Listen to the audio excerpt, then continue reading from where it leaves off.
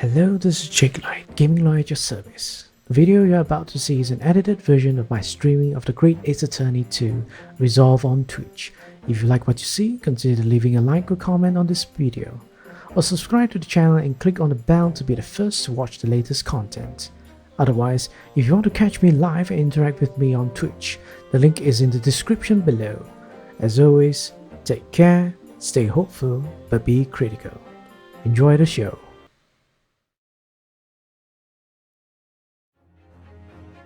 Hello, we're back with The Great Ace Attorney Chronicles. Yes, just pretend I haven't streamed previously. This is just me starting out, okay? Anyhow, welcome back to another session. We're going to be finding out what our Herlock Sherm has deducted in a situation which I could see is very clear cut. Something has happened, but then I hope that person has not died. All right. I do hope that person isn't dead, is just sleeping or something. But yes, we'll just jump right into this right at this moment, okay? Okay, let's do it.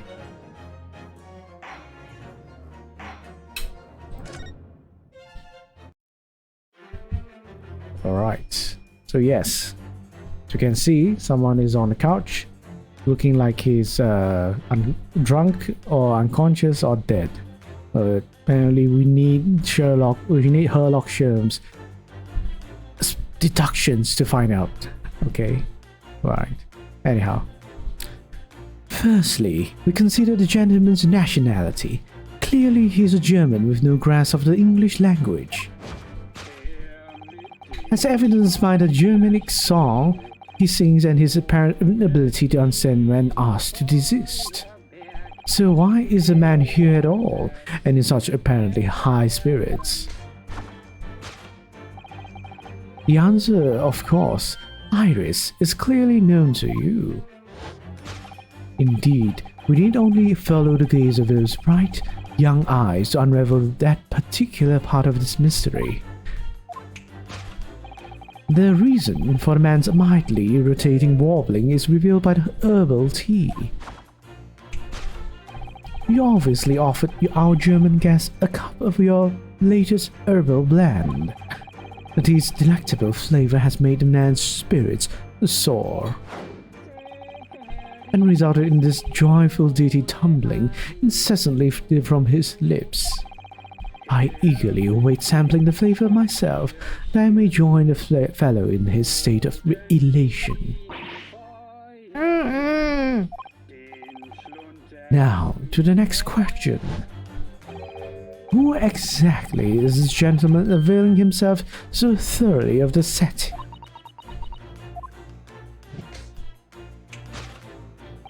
As it happens, a number of years ago, a certain gentleman of German origin engaged my services in solving a particularly delicate case. He required a retrieval of letters once sent to an acquaintance that might have proved problematic. In order to conceal his more noble identity, he also arrived at my office in a mask. The gentleman's name was Wilhelm Goschreich Sigismund von Ormstein, the King of Germany. If my memory serves, the mask worn by this gentleman is identical. Yes, there can be no question that mask belongs to the King of Germany. It would appear that His Majesty remembers the fine service I afforded him, and has decided to show his face again, mask and all, in order to express his gratitude. A well-mannered monarch indeed, wouldn't you agree, my dear fellow? So the identity of this masked visitor is in fact my former client, the King of Germany. Indeed, his son is currently in London as well, enjoying the wonders of the great exhibition. You're totally wrong! You're so wrong, I don't know why. How is this possible? Which leaves us with one remaining imponderable. Yes, you, young Iris. But your apparently inexplicable silence is unable to hide the truth. Yes, the reason for your muteness is concealed inside that knapsack. A £5 note, I believe. I must say, as your compatriot, I am deeply saddened. It would appear that you've allowed yourself to be bribed into silence by your Royal Highness, earning yourself some spending money in exchange for keeping quiet about the king's secret. Nuh-uh. And now, the final piece of the puzzle. What is this secret you strive to hide with your silence, Iris? Ah, yes. We need only follow the brief, voluntary twitch of your eyes to find the answer. You were attempting to abscond with that coffee cup. My favorite coffee cup, in fact. Or should I say, the handle of my favorite coffee cup? It appears that His High-Spirited Highness brought it in the midst of his hijinks.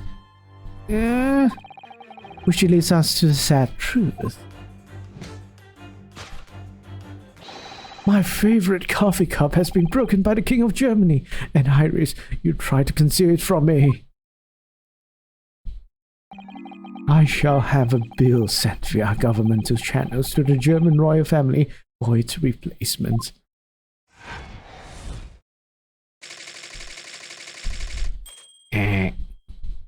That's wrong. Thus concludes Herlock Sholmes' great deduction of this painful puzzle.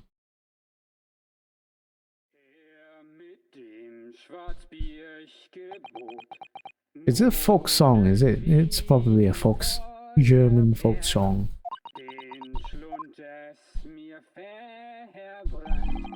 With your silence as well, the fellow's jovial warbling rather rings in their ears, does it not? Ha. Mr. Sholmes, I must say something does rather trouble me. Pray, Mr. Sato, do tell. His Royal Highness doesn't appear to have moved a muscle since we arrived. Ah? And you haven't said a word either, Iris. If Mr. Sholmes has it all right, you might as well own up to it now.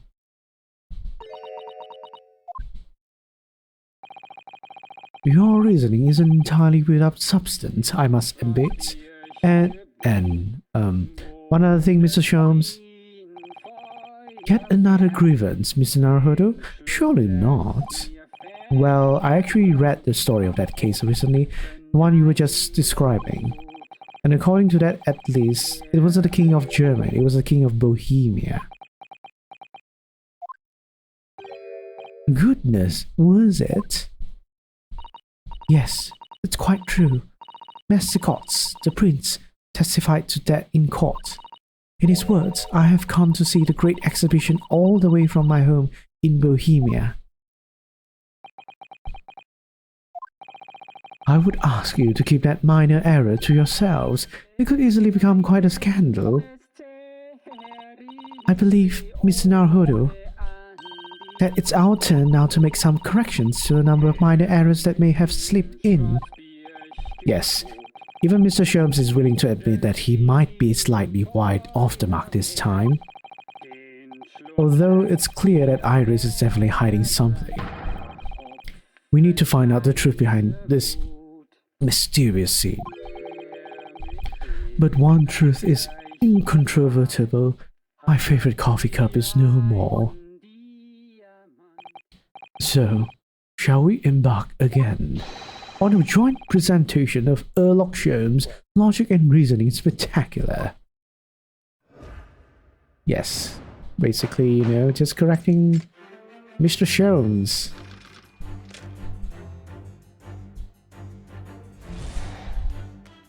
Alright, let's just move to the one that is contradiction. What's the contradiction?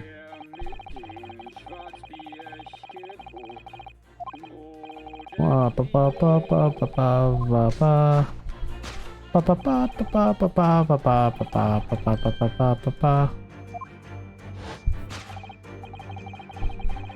gaze is not to the cup, the gaze is to something else. Aww. So what? It's some mix of herbs that gives you the urge to sing? Goodness, I should like to try some. And I like to hear your singing. But this man, just how long does he intend to keep up with that tune, do you suppose? As I said, he's been stock still the entire time, and if you look closely, his lips aren't moving either. Ah. So I'm not sure what's actually responsible for the spirit that's singing. When any person sees that man, don't assume that they are singing, I would say. Wouldn't assume they're singing, but more like he's sleeping or something. But I suspect the answer lies at the end of the iris's gaze.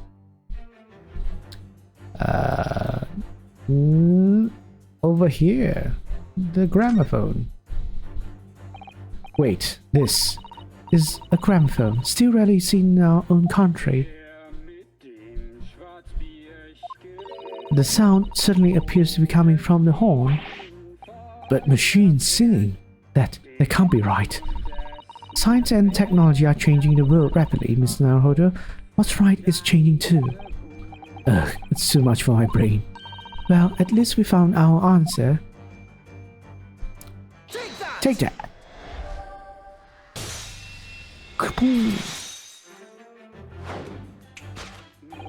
The reason for the man's mildly irritating warbling is revealed by the gramophone. Indeed, for no well-bred gentleman would break into an obscure folk song when making a social call.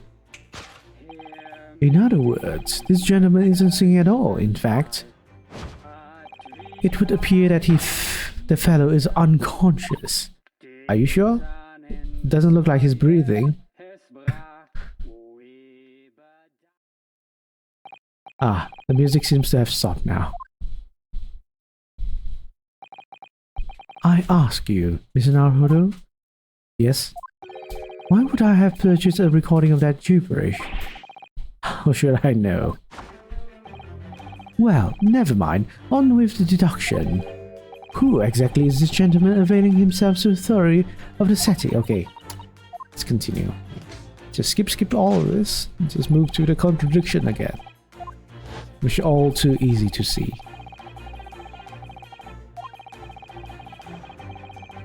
But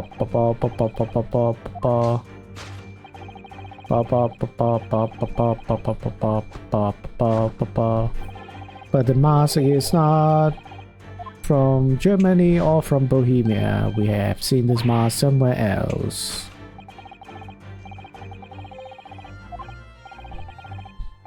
No, it's not. Although we've already established that it was actually the King of Bohemia, it seems Mr. Sholmes intends to persist with his Germany theory for some reason. Come to think of it, the young prince was wearing a mask as well, wasn't he? Master Cots, the boy whom you had in tears. Don't remind me, or anyone else. Do you suppose all members of the aristocracy of mainland Europe wear masks? I'm sure they do. Well, probably. Anyway, the point is that mask doesn't belong to any king. No, that's right, as we all well know, because we can identify the true owner of this mask. Which is... this dude over here. Kazuma Asoge. Yes, there can be no question that mask belongs to Kazuma Asogi. In other words, my memory is sublimely unreliable, yes. Only you could try to make that sound positive. Kazuma's mask has been languishing on this metal chest for several days, though that doesn't explain why the gentleman is wearing it now. But it is now a simple matter to determine our guest's true identity. After all, the gentleman is unconscious. We need only excuse ourselves in advance, gently lift the mask and peer beneath it.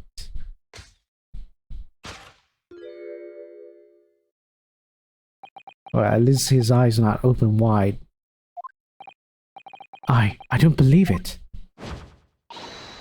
Ah, Father! I'm afraid, Mr. Sato, you must... No, I think not, Mr. Sholmes. It would appear our logic and reasoning has once again revealed the truth. This mysterious visitor is my unconscious father, Eugene Mikotoba, or dead. I don't know. No one has checked. Logic and reasoning, or just looking and saying. Yes, it's quite obvious. This is stupid. This is ridiculous. This is a farce. So now we find out why. Did Iris drug Susato-san's father? Which leaves us... Whoa. Yeah, this is all the same.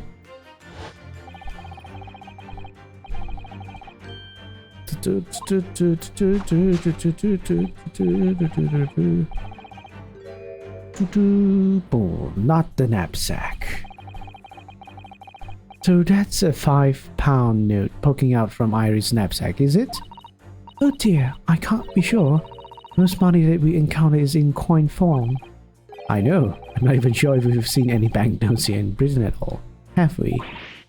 But anyway, Father would never have paid money for Iris' silence. He certainly seems like the silent type himself, though, judging by his present state. There must be some other reason for Iris' silence, I suppose.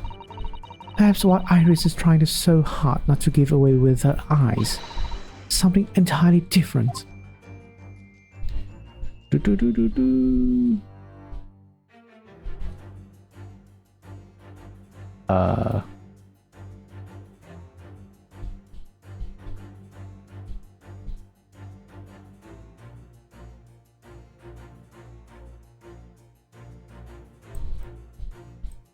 I feel like I'm missing something.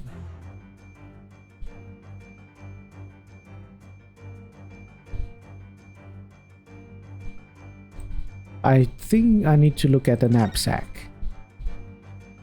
Now I think about it. Iris always wears that little bag on her back, doesn't it, she? Yes, that's right. Though it's easy to forget about it because you can't see it from the front. There are 2 little felt dolls attached to it as well. Are there? I had no idea. I don't remember ever seeing them before. Is it possible there's always a £5 note poking out from the bag that I just haven't noticed before too? I couldn't say with absolute certainty, but I think it's unlikely. Okay, it's not the knapsack. What else is... Can...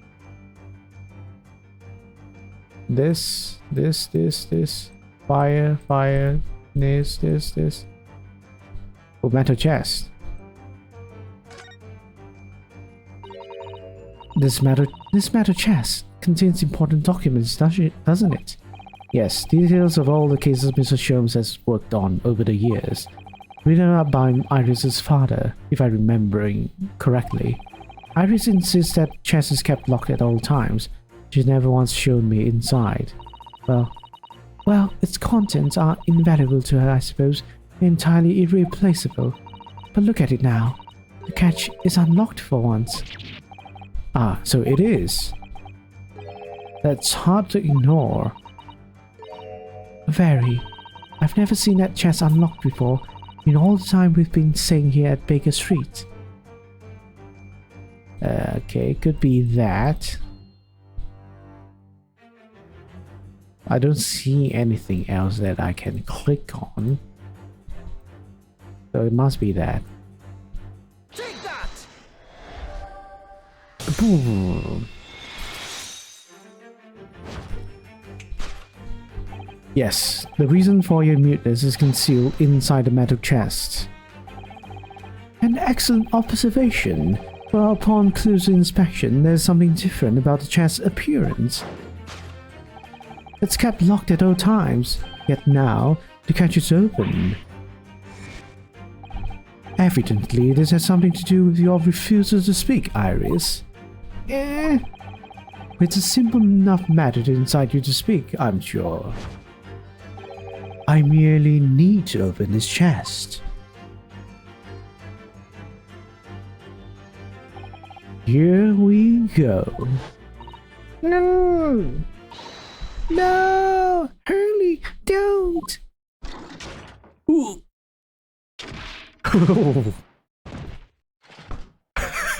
Okay. Hurley!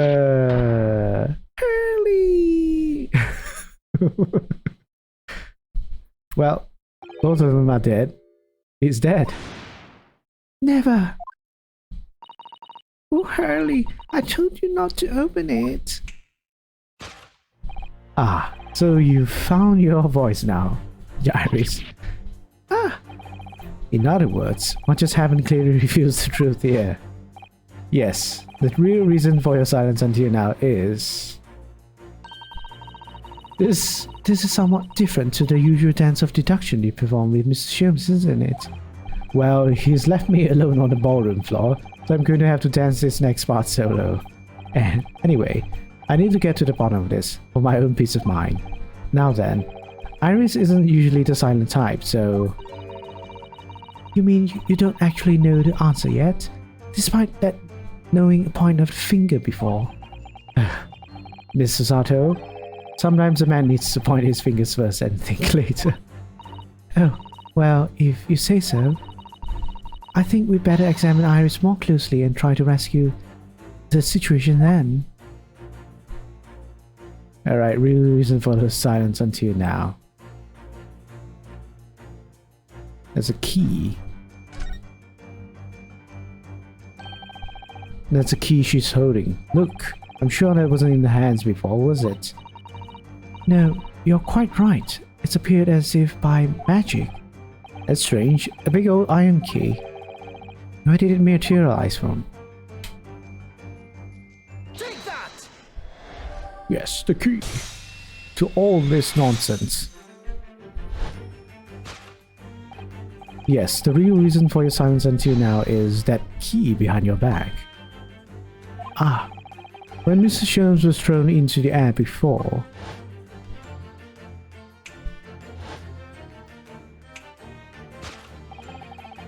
just before you called out to try to stop him, you slipped something out of your mouth. That something is the key now in your hands. No doubt the key to the chest. You're so clever, Bruno. So now it becomes clear. Thanks to Mr. Sholmes' graphic demonstration, we can totally imagine what happened here. But... Professor Mikotoba also opened the metal chest only to be punched into the air and land sprawled on the settee. But wait, that doesn't explain all the facts. What about the stylish scarf, the cup of tea, and above all, why would he be wearing Kazuma-sama's mask? Well, for those curious details, I can think of only one explanation. Clearly an unbelievable miracle took place in this room. Isn't that right, Iris? Consider how the room was arranged before this whole painful experience took place. When Professor Mikotoba opened the chest, completely unaware of what awaited him inside, the mask was flung into the air just as he was, only to land neatly on his face when it fell back down. And the teacup's journey through the air ended when it caught on the unconscious professor's fingers. You mean to say that the stylish scarf is actually just a tablecloth? This is the great detective's office, after all, a place of miraculous deductions.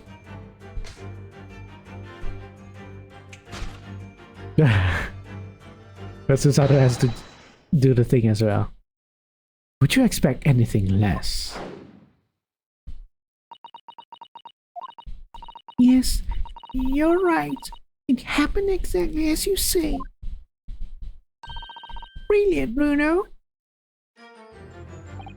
Thus concludes Ryunosuke Naruhodo's great deduction of this punchy puzzle. Who are you talking to? So then, why don't I make a fresh pot of tea for us all? Objection! Objection. An admirable performance, Mr. Naruhodo. But in the final act of the show there, you rather miss everything of importance. Mr. Sholmes, if you were to cast your mind back to my earlier deduction, Iris, clearly you're hiding a great secret. Ah, she is, from the look on her face. Mr. Sholmes must be right. Whatever the great secret is, the cat isn't out of the bag yet. So I put it to you again. You were attempting to abscond with that coffee cup. It really is a shame about Mr. Sholmes' cup. It must have been smashed when Professor Makotoba opened the chest. Oh dear, so many things seem to have been broken here. But now that the deduction has taken a different direction, Iris doesn't seem to be trying to hide the broken cup anymore. In other words, her great secret is something else. Let's put our observational skills to work here on one final time then.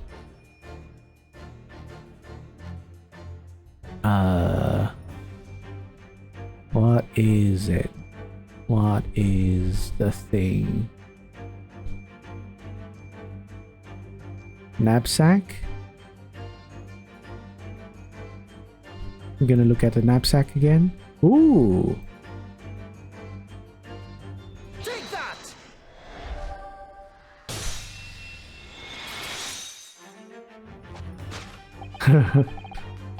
You were attempting to scam with that case file. Iris, as you know very well, nothing escapes the attention of a great detective. Oh no!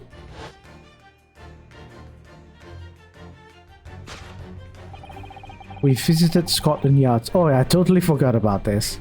We visited Scotland Yard's autopsy laboratory earlier today, and Dr. Gorey informed us that the autopsy report of Clint Van Zyx had gone missing. Clint Van Zyx. Clint Van Zyx, yes, I do seem to recall that some years ago I asked to see the report in question. You were with him, weren't you, Iris?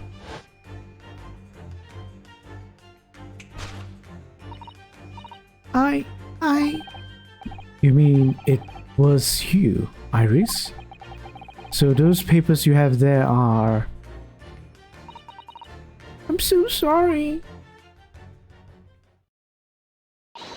Forgive me. I don't know how to do a young girl's crying voice, unfortunately.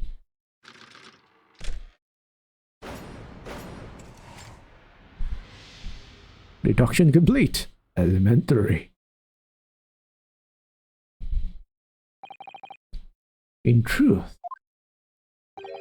I would like to have thought I could have predicted the booby-trapped chest, but it caught me completely off guard.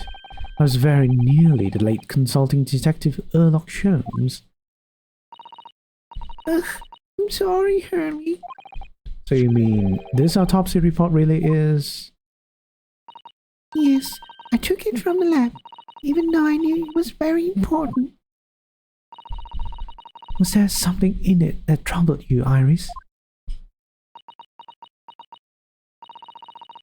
Not exactly something that troubled me. Something I'd been looking for. When I saw this report, when I saw the writing in it, I knew it was Daddy's. The writing? Your father's writing?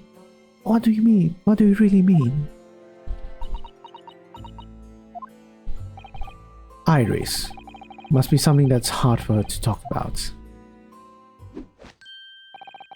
Forgive me for interrupting, my dear fellows. Mr. Sholmes, what is it? I fear as though the poor unconscious gentleman on the setting has been somewhat forgotten. Ah, father. Perhaps we should find our guest somewhere more peaceful to rest. Mr. Naruhodo. Yes? Would you be so kind as to lend him your bed?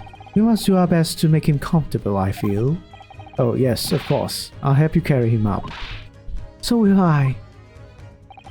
No, I can manage alone. Thank you.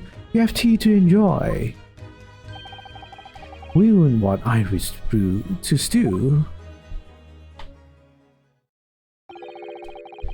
Because there's no better way to make the professor comfortable than dragging him upstairs like a trunk. I wonder. Perhaps that was deliberate. Maybe Mr. Sherman is making himself scarce to give Iris the chance to talk more freely. We must use this opportunity to talk with Iris and find out what's going on. Yes, Iris. Why you do that? Would you like to tell us about it, Iris? About your father? I'm sure I told you before, didn't I? That Daddy used to be Hurley's partner. Yes, and that notes about all the cases they solved together are kept inside that metal chest. That's right.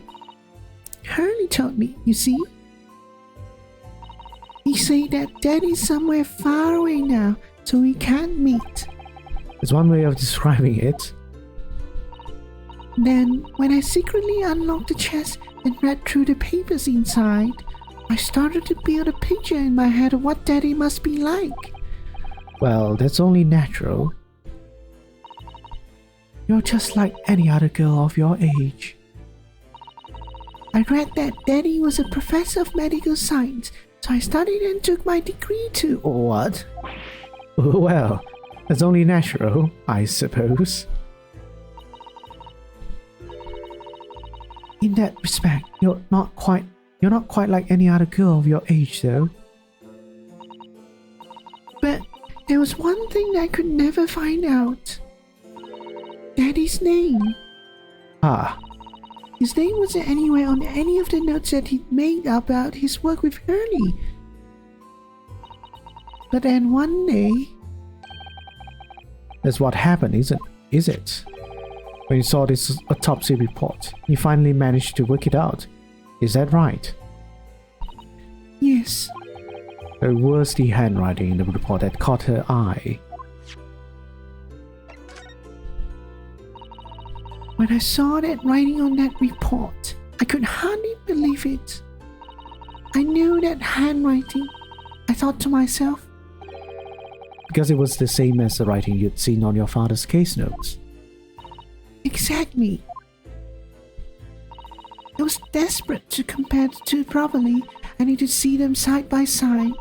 I asked the doctor in the laboratory, but I was told I couldn't take the report away. And even worse, I was told that it was the first and last time we'd be allowed even to look at it there. So you decided to steal it. When I compared the autopsy report with the case notes I had here, there was no doubt. That handwriting was exactly the same. It was Daddy's. And the signature of the coroner at the bottom of the autopsy report. Read Dr. John H. Wilson. So that's how I finally found out. I learned Daddy's name at last. I see. Ever since then, I've called myself Iris Wilson. And that's also when I had the brilliant idea of writing stories all about Daddy's exciting times with Hurley. I decided that and then write the adventures of Sherlock Holmes. Oh, Iris, I had no idea the stories had quite such a deep personal significance for you. I can see why the autopsy report was so important to her now. And why she was prepared to break the law to get her hands on it.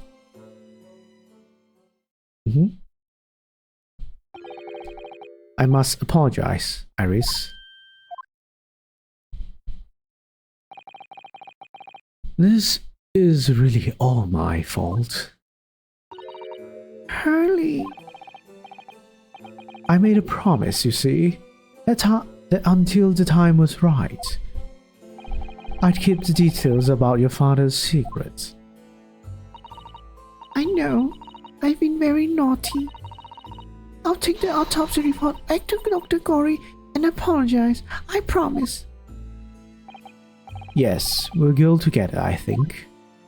Yes. Then, let me look after it for you until we get there. Right, we're gonna read the report. Read the report. What's the report all about? Clinton Von Zix, male, age 33, nationality, British. Time of death, 31st May, between 9 p.m. and midnight. Death from a single stab wound to the heart. Other superficial external wounds indicative of a duel. Recent scarlet ink stains visible on the little and ring fingers of the right hand, but no document in corresponding ink was found. Scarlet ink on the little and ring fingers of the right hand. Vital evidence recovered from the victim's stomach during autopsy. Credit to Inspector Gregson for petitioning so doggedly for the autopsy procedure. No internal trauma noted anywhere in the body.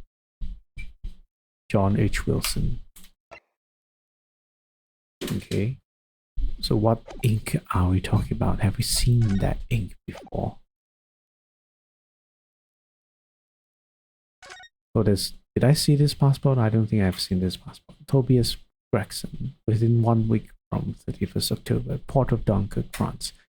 Police business. Permission for the applicant and one additional person to travel. I think I've looked into this one already. No red scarlet ink that I can really examine, I guess. I must go and water my herbs, I think. I'll see you all later. Poor Iris. She must be feeling awful. I know Mr. Sholmes is here for her, but still. Ah! What? How? What's the meaning of this, Mr. Sholmes? Mr. Sholmes? Oh dear me. So, you've noticed, I see. But that would mean... What on earth's the matter, Mr. Sato? You've turned as white as a sheet.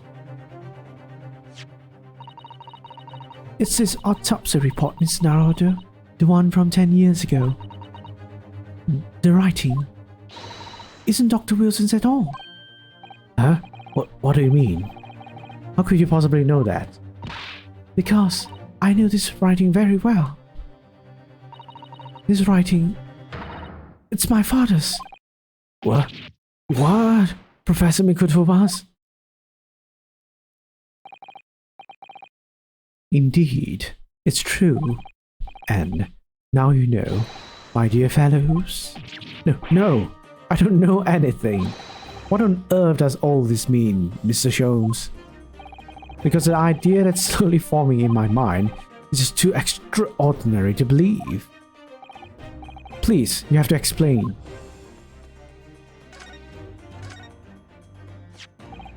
So, this autopsy report was actually penned by Professor Mikotoba then.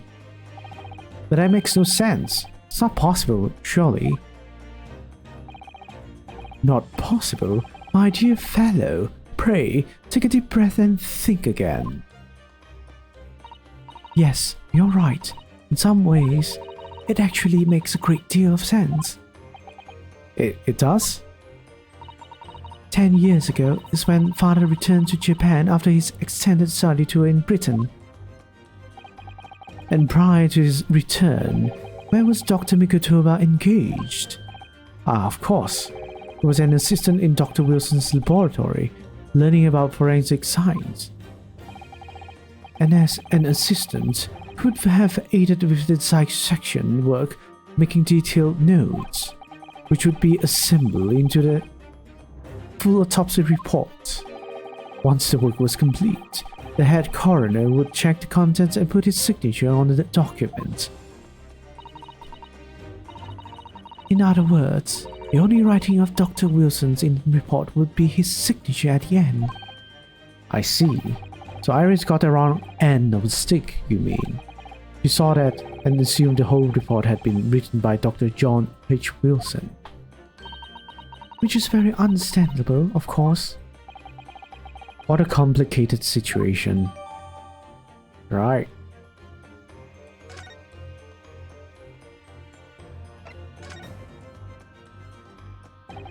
Thinking about it, most of what we know about you, Mr. Sholmes, comes from the published stories of your exploits. Yes, the adventures of Sherlock Sholmes, written by Iris. Wait a minute, what? Wait, no, can it be? Alright. Plot twist, I guess. I have a theory, but we'll see. And we really have no way of knowing what's fact and what's fiction. Most troubling for you, my dear fellow, I'm sure. So what about this supposed partner of yours? Did he really exist or not? Ah, you've come straight to the point, I see. And please come straight to the answer. I believe Iris explained it in one of her installments. He was a trusted comrade, the only person I could truly have called a friend. And did this partner of yours truly make a record of all your cases? Are his notes really stored inside that metal chest? Absolutely, my dear madam, absolutely. So, where's your partner now? We rarely meet. You see, he lives on the other side of the world.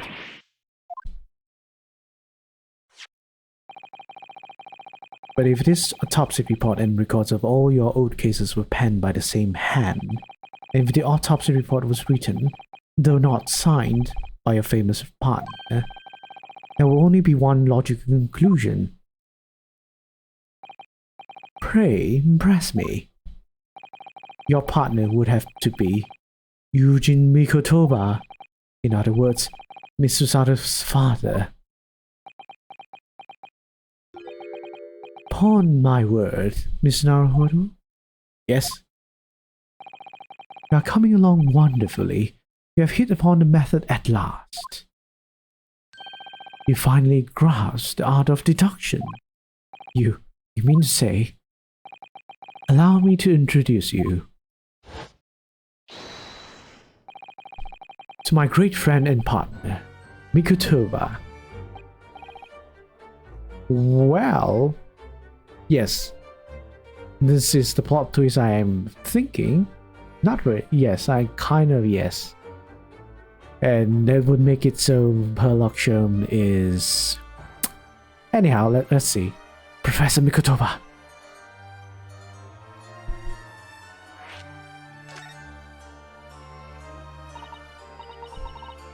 Does this mean that you're the real Dr. Wilson?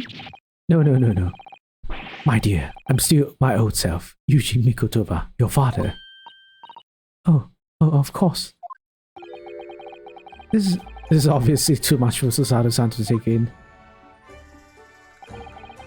I must say, though, how my old friend has attained worldwide celebrity as a great mystery solver is the greatest mystery of all. I still remember the first time we met. Ah, pray remind me, when was it again, Mikotoba? 16 years ago, Sholmes. Ah yes, quite. 16 years ago. I just arrived from Japan with Seishiro and Genshin. I was in search of lodgings close to the hospital, some comfortable rooms at a reasonable price. The rents are devilishly high in that particular area. That's right. So I decided I needed someone to share lodgings and the expense. I was fortunately enough to be introduced to Sholmes, who found himself in a similar situation. I was a hello fellow back then, a mere shadow of the great detective you see before you now. I was working at the hospital's chemical laboratory at the time, indulging my curiosities for little gain. And the situation of our cohabitation led to us pursuing cases together, you see. Hard to believe. It was a mere 6 years, but a great many adventures. But in the last year, Mikoto must say in Britain, that most infamous of cases presented itself. The case with which you've become rather familiar yourselves, the Professor killings. After the trial, Seishiro and I were summoned back home. Hardly surprising, given the circumstances. So there you have it. And as you know, all the details recorded by my trusty chronicler remain in that metal chest. This is just amazing. Professor Mikotowa really is Mr. Sholmes' famous partner. But who is John H. Wilson then? I'm guessing John H. Wilson is Iris's father, just that he wasn't the partner, Sherlock Sholmes' partner. Father? Goodness, my dear, what a cutting look. As your daughter, I'm very proud to learn that you are the great detective's great partner. But nevertheless, there's another mystery that I really must ask you to explain now. And that is? You know very well what it is. The unresolved matter of Iris' father. Ah, of course. I almost forgotten about that one. I should have seen this coming, I suppose. Finally, we finally know what is the truth. Iris told us that all the notes about the great detective's adventures that are in the metal chest were written by her father. Isn't that correct, Mr. Sholmes? That it is indeed what I told young Iris. But if you are Mr. Sholmes' partner, father, and you wrote all those case notes, then Iris' father must be you. Ah. Upon my word, Mrs. Sato, you are coming along wonderfully as well. You two have hit upon the method at last. You finally grasped the art of deduction. What? What you always told me, father, is that my mother died when I was born 16 years ago, and you left me in my grandmother's care while you embarked on your study tour to Britain. I always accepted that. But all this about Iris. Oh, there it is. Susan's eyes cold sad. No, now hold on a minute. It was very complicated. I mean, it's really not what you think. Then perhaps you'd like to explain exactly what it is? There it is. The eyes go from ice cold to red hot. Just before she... No, really. You got the wrong end of the stick. Sholmes, say something, man.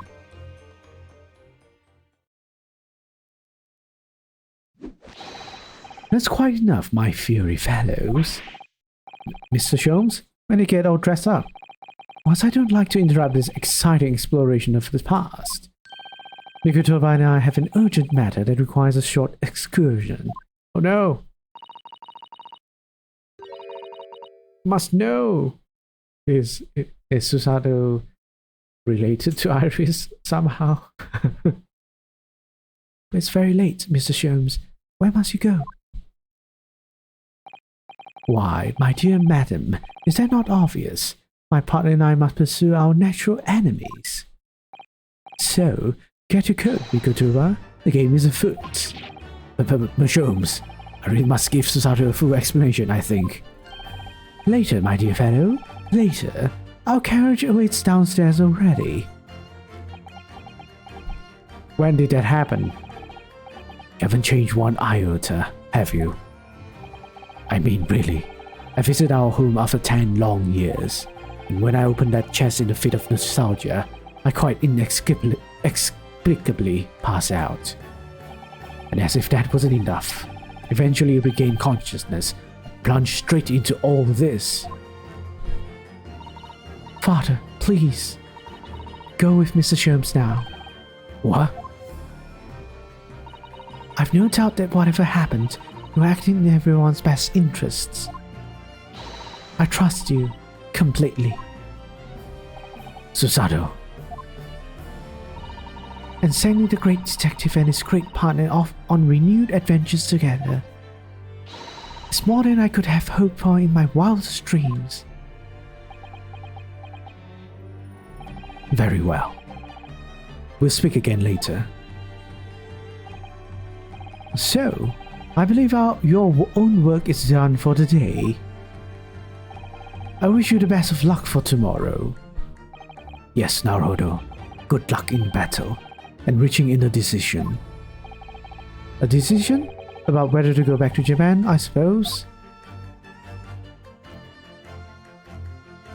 So much happened that day that I barely knew what to do with myself. It would only be later that I'd come to realize how amidst the chaos I'd unleashed were all the clues I needed to finally unearth the truth, and that all the turmoil was necessary to give me the resolve to see everything through. Resolve! To be continued. And oh, what? End? We're end of the episode?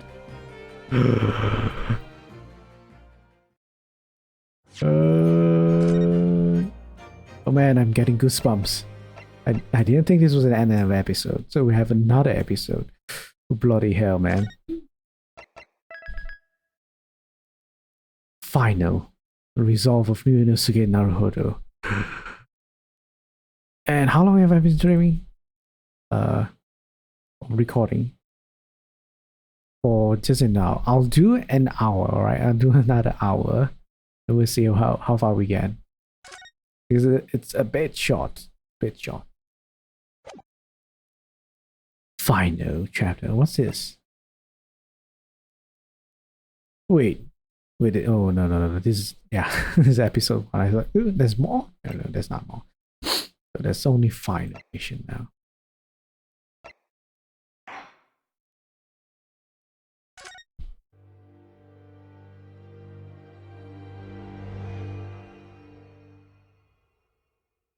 The resolve.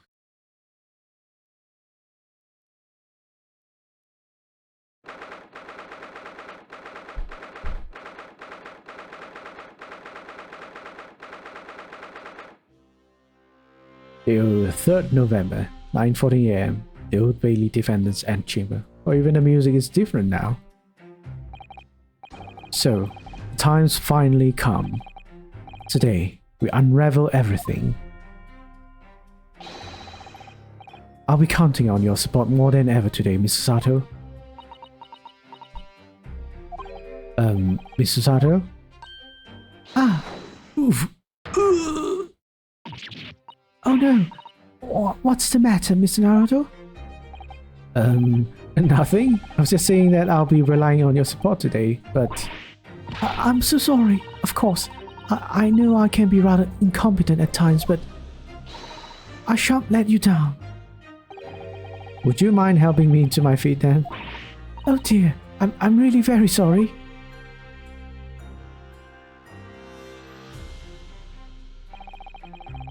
Susato-san isn't her usual self at all, but that's hardly surprising, I suppose. You just found out that her father is the partner of a world-famous detective. Not to mention... Good morning, Mr... Good morning, sir. Van Zix. Lord Van Zix. Thank you for your efforts yesterday. What? Did I hear that correctly? What? Oh, no, nothing. Just, I hope we can clear things up today. I really can't make this man out. His face says I hate you, but his words are almost jovial today.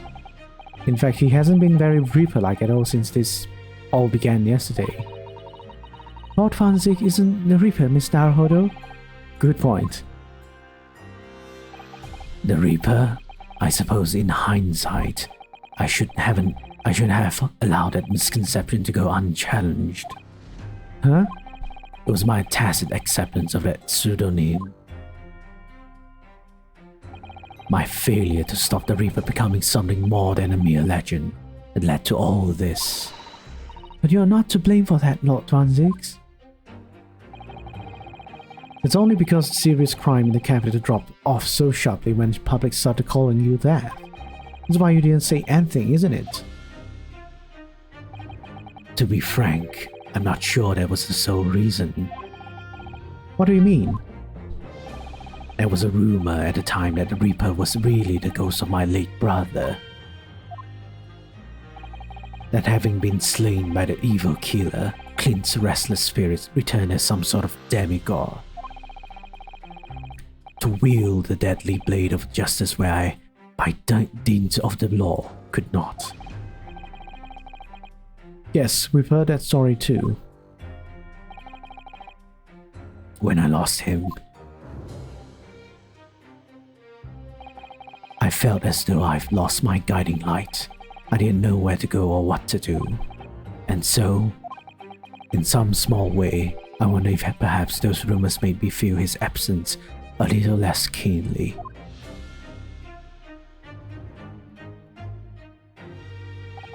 Even if I knew it was just an illusion, just some nonsense conjured by an over-imaginative public.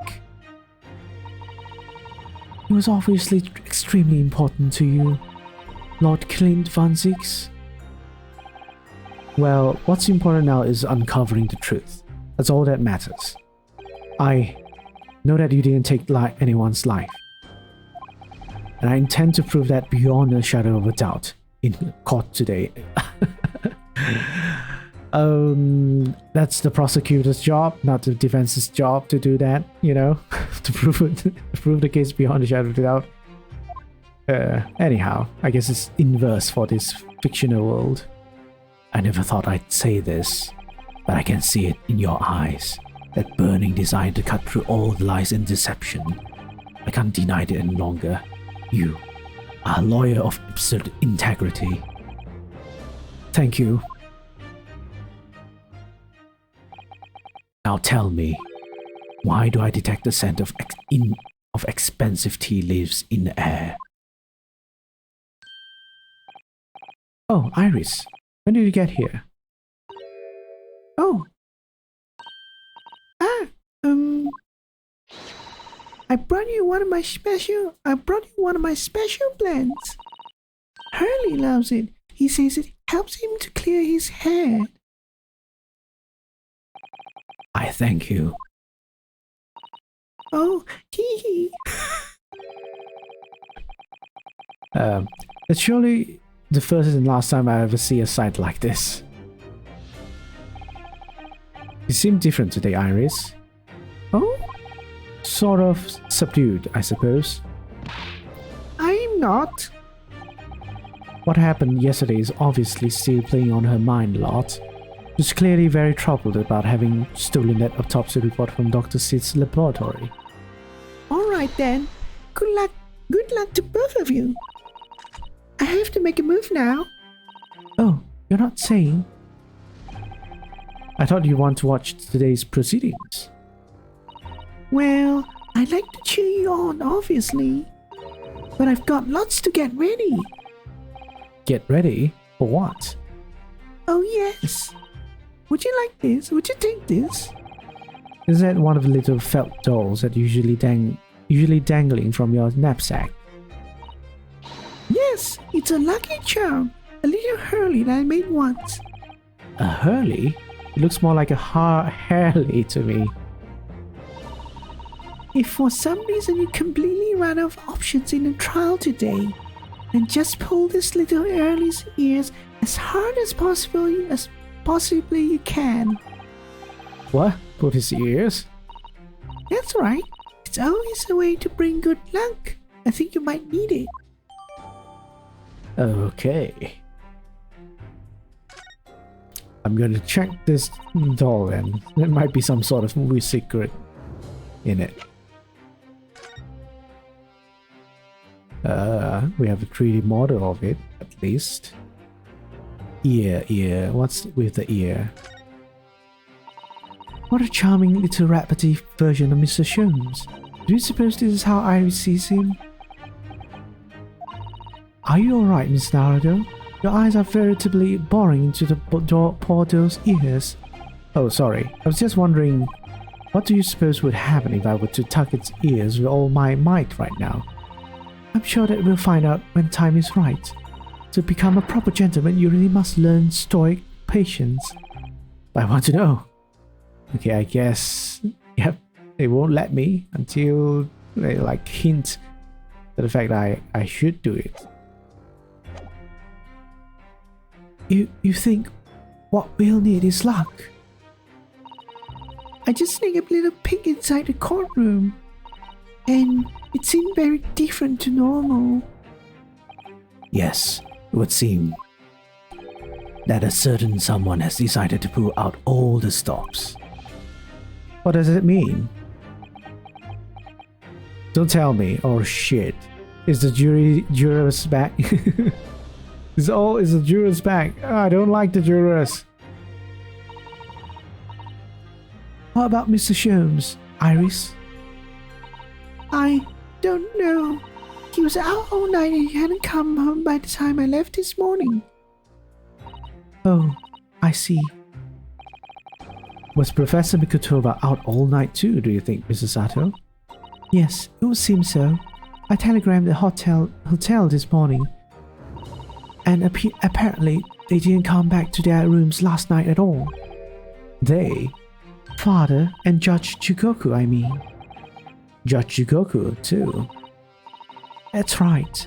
Nobody appears to have seen either of them since yesterday. Katsu for the defense and the defendant. Court is about to be in session. Please make your way inside the courtroom at once. Good luck then, Uno. Good luck, Susie. Yes, thanks, Iris. And you, Mr. Reaper. I hope it goes well. Once again, I thank you for the delicious tea. It was very soothing.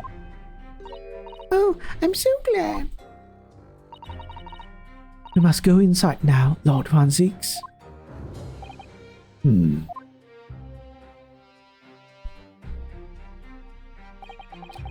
Lord Van Zix has always been the formidable prosecutor I've had to lock horns with in court, but not today. Today I battle with another in pursuit of the truth. My best friend, Kazuma Asogi, who I trust more than anyone else in the world. Now I understand what it was that drew me here to prison all those months ago. Now I know exactly what destiny had in store for me. It's all been leading up to this one day, to this one trial, to this one final reckoning.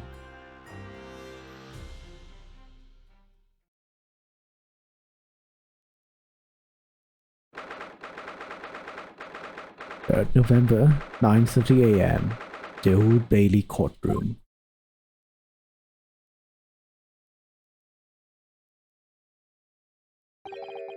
It feels even more oppressive. It feels even more oppressive here than it did yesterday. There are cold stares piercing me like knives from all sides today. Ah, Mr. Naruto, look. Oh, it's Lord Strongheart.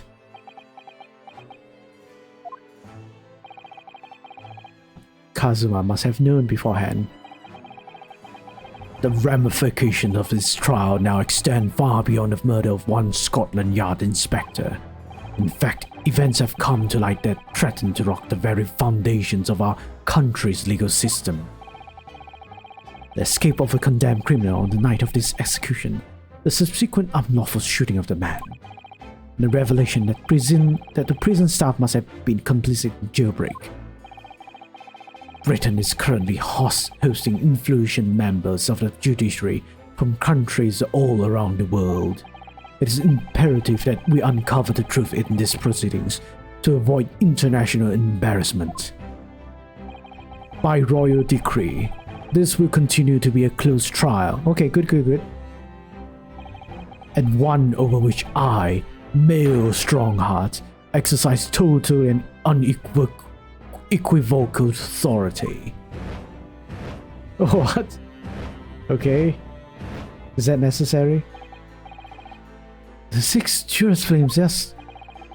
As was the case in yesterday's proceedings, those here in the present in the public gallery are distinguished members of the judiciary, assembled to bear witness to a fair judicial process. In other words, a collection of your acolytes, Lord Strongheart. On a personal note, I find this most distressing, Lord Van Zix. You were a prosecutor of exceptional talent, much like your brother Clint, in fact. Ooh. They're gonna break that thing. In the name of Her Majesty's Queen, I hereby declare this court to be in session. For the trial of Barak Van Zix, who officially stands accused of murder. Oh, it's very epic. Counsels for the prosecution and defense, are you in full readiness to proceed? The defense is ready, my lord. As is the prosecution. Yesterday's proceedings brought to light a shocking and disturbing fact. There was a side to the victim, Inspector Tobias Gregson, that was unknown to his superiors at Scotland Yard. Yes, he was carrying out operations in secret, which Scotland Yard knew nothing about. And in those clandestine operations, he had an accomplice. Mr. Daily Vigil would be given the inspector's identification and present himself around the capital in order to establish credible alibis for Gregson. In that way, Gregson appeared to be carrying out his regular Scotland Yard work when in fact he wasn't. At the end of yesterday's session, Mr. Vigil, who had been suffering from amnesia, regained his memory. It would appear he buried his memories of the time deep inside himself as a means of self-preservation. Because whilst he was engaged as chief warder at Barclay Prison, he abetted the convict's escape. Mr. Vigil is currently recuperating at St. Sinner's. He is recovered enough to give a signed statement about his movements on the day prior to the incident. He is formally admitted to posing as Gregson while investigating the Red-Headed League. Which brings us to the crucial issue of the victim's time of death. The defense yesterday's proposed suggestion that the victim may have been killed one day earlier. This was based largely on the discovery that the victim's pocket watch had not been wound. The prosecution has something to report on that subject, my lord. Really? Go ahead, Prosecutor Asogi. I met once again with the coroner yesterday to discuss the issue. She confirmed that the defense suggestion could not be ruled out. It's entirely possible that Inspector Gregson was killed on 31st October, the day before his body was discovered. I've here an updated autopsy report that includes the amended details. But the official opinion of the investigation team was made clear yesterday that the time of death was 5 p.m. on 1st November. There are indications of an attempt to disguise the real time of death, however. It seems that the natural decaying process of the victim's body may have been slowly by keeping it chilled. That's out of the question. There are no refrigerating devices in that part of London large enough to accommodate a human corpse. My lord, this is more than just a conjecture. There's evidence to support the idea. We must investigate it thoroughly. Very well. The court will accept the new report as evidence. However, If this updated report is deemed to be accurate, it would give renewed significance to the movements of the victim on the day before the Fresno Street incident. It would, yes, especially since on that day, Inspector Gregson was using Mr. Vigil to cover up his real movements. It's inconceivable that he was killed in the course of his secret activities. Do I sense that the prosecution has some information regarding those activities? Scotland Yard put an enormous effort into investigating that precise matter as yesterday. I think we should begin by presenting the results of that investigation work. So the prosecution calls its first witness now. Oh, so serious. Everything is so serious. State your name and occupation for the court. Inspector Gina Lestrade reporting. Representative of Scotland Yard. As a self-conferred rank, but never mind. Gina, again? What's your problem, Aldo? What's with that, Gina? Again? Look, eh? Ah, The boss meant the world to me. He done more for me than anyone else ever did. oh? Inspector Gregson, you mean? He got me out of Black Slums, all the sleaze, and then took me under his wing. Taught me that life can have a purpose. So that's why I'm the best person to be standing here speaking of for him. Oh, Gina. Right. Out of all the goodness of Gregson's heart, not all that he had his arm twisted by Mr. Sherms, no.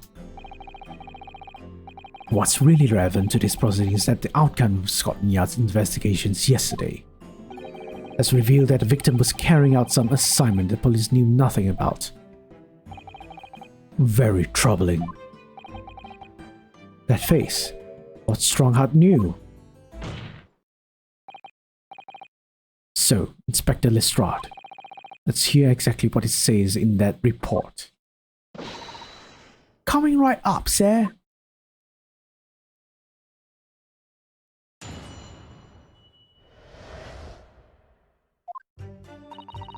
All yard detectives are supposed to follow orders and investigate what they're told. But a little search at all the boss's office turned up a notebook that had a load of secret meanings in it. According to that, the boss was looking into some small goods dealings that day.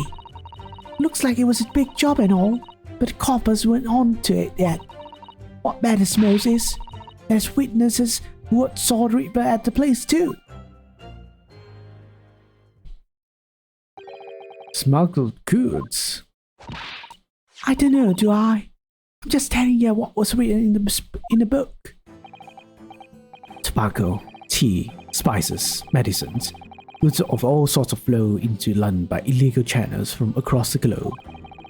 It's well known that it's disposed of at regular black markets that take place in the capital. But the police are rarely able to locate them in time. So Inspector Gregson was investigating one of those black markets. It's been suggested that high-ranking government officials may be involved in black market activity.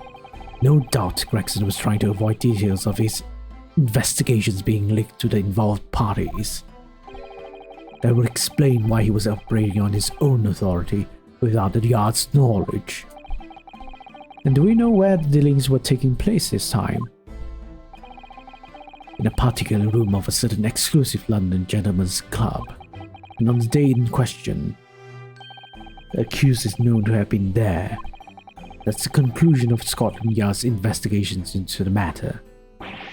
It can't be. We haven't heard anything about any of this. Members of the club have testified to it. There's no question. The accused, Barak Van Zix, was present. That would be very significant testimony then. Oh my, but Lord Van Zix has made no mention of this at all. In short, Lord Van Zix had ample opportunity to murder the victim. Very well then, counsel for the defense, begin your cross-examination. I don't think that would make a loud sound though. You're using the unicorn's horn to smash that wooden base.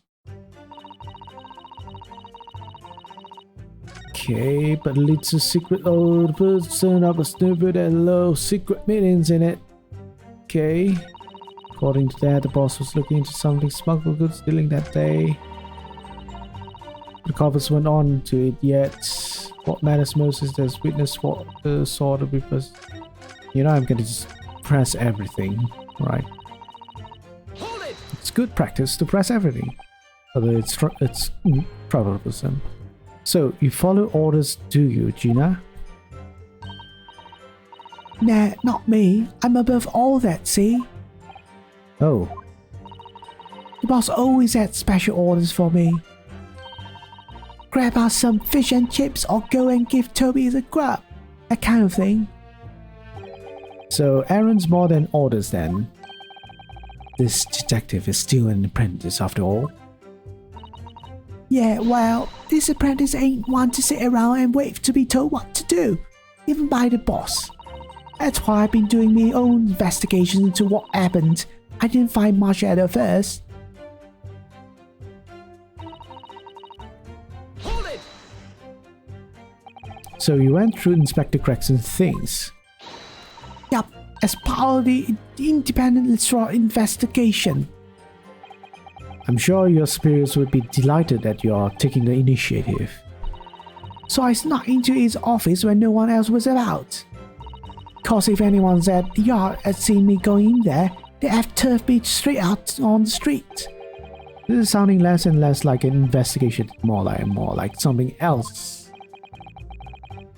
The prosecution understands that this was this very detective who discovered the notebook. You got that right. Nothing gets past Inspector Lestrade and her trusty assistant, Chief Inspector Toby. They found it eaten in one of his desk drawers at a false bottom. That's impressive. So then I went to hide myself where no one could find me so I could butcher what was written in it. Cause if anyone at the yard had found me out, they'd have turned me straight out on the street. Ah, I give it now though, ain't I? And if it weren't for me, it would have never been found. Hold it! okay. Do you have any idea where those dealings were taking place? Yup. It was all there in the boss's notes. Let's see if I can remember. As I already said, the illegal dealings were due to take place at a gentleman's club. Yes, I remember, but I was hoping to find out the name of the club. That won't be necessary. What? It's conceivable that the club might be used again by the smugglers in future. Therefore, the prosecution has been asked not to reveal the name of these proceedings. Okay? I don't know what all this fuss is about. It's right here. All I gotta do is read it out. And I could too if I got this reading game button up. Now, can't show you what I can do. Go on, what's the arm? The judge hasn't signaled his objection yet. I could try to find out. What should I do? Insist? It's not gonna hurt me, right? This is a close court. The proceedings are confidential. There shouldn't be any possibility of the information being leaked. As I explained, there's some possibility of politicians being involved in this affair. The prosecution is rightfully exercising caution, I imagine. No, my lord. The prosecution has no objection. Kazuma? There's no question that Inspector Gregson was looking into the black market dealings. However, it's not yet been established that he was on that particular trail on that day in question. If the defense requires to know the club's name, the prosecution has no intention of being obstructed.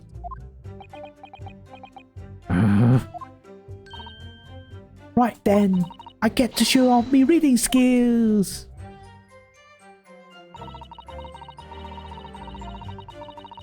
The grouse. Hold it! Okay. Okay. The Grouse. What sort of a club is that? I ain't got the foggiest. Clubs ain't exactly my thing. But I am kinda curious. They're not places where a foreign student like you would be readily admitted. Have you looked into the mirror recently? I'll tell you what. Me and Chief Inspector Toby could go in undercover. Could you, though? I could pick out a few good marks and see what else I could find out about whilst I was in there. I really don't think you should go picking out anything. Anyway, that's where these black market dealings were going to take place, is it? Yeah, it's gotta be. It's what lower-ranking detectives at the yard reckon. Says the even low-ranking detective. Okay. Oops. I'm gonna press this as well. Hold it! So, how had Inspector Gregson come to find out about it in that case? That's the question, ain't it? I'm just an apprentice, so... Why didn't he inform Scotland Yard of his findings? Yeah, that's what I was asking myself. Cause you know, I'm just an apprentice.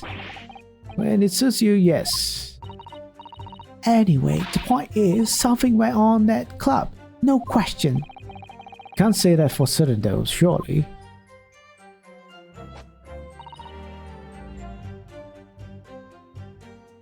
Hold it! Okay. Lord Van Six was at the club. He was. Detectives who visited the club yesterday to make inquiries have confirmed it. Several members report having seen the accused being admitted to the room in question as a guest. It looks like there's no disputing that he was there then. Well, we know that Lord Van Six was investigating Inspector Gregson, don't we?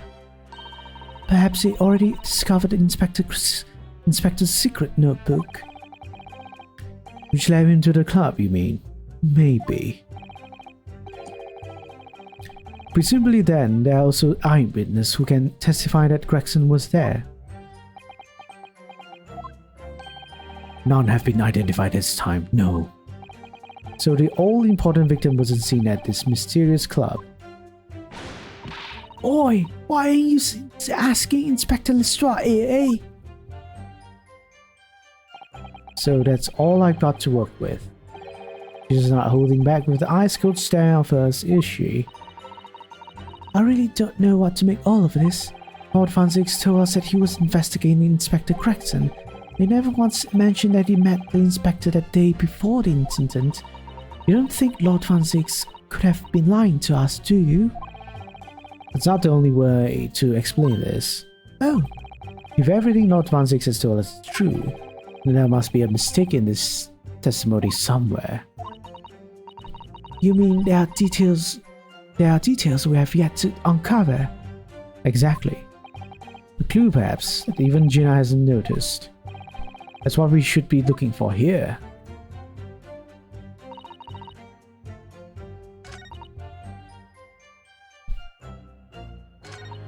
So I guess it's this statement that I have to do something with. And we need to find out what sort of thing would help me.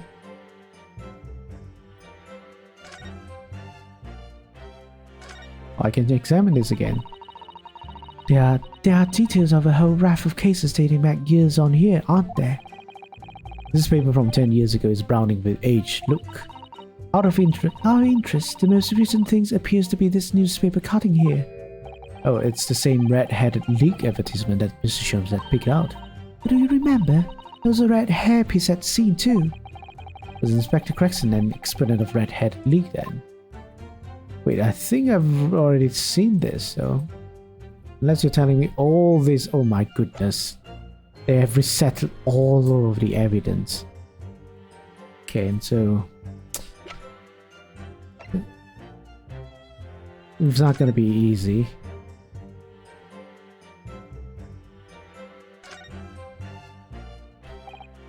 I suppose we should see what this is. I think this is not useful anymore. No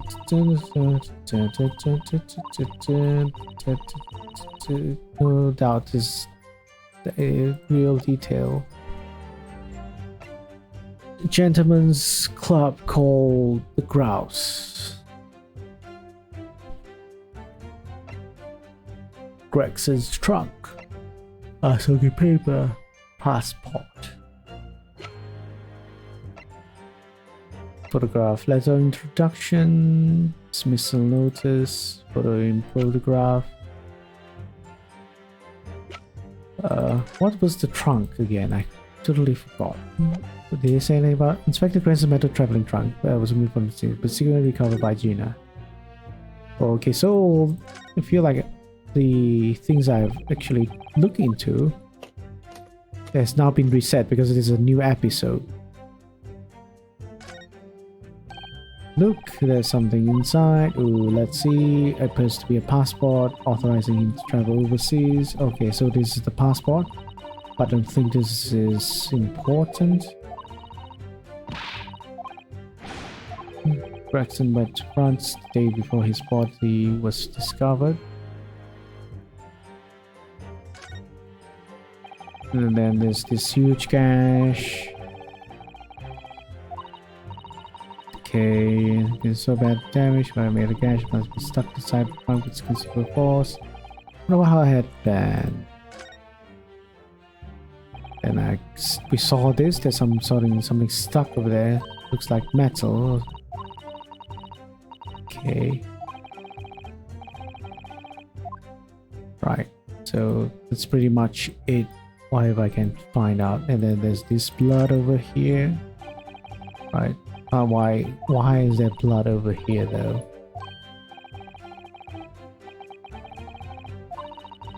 Boom, boom. This was present at the scene when Inspector Gregson was killed. Where was he killed? We do not know.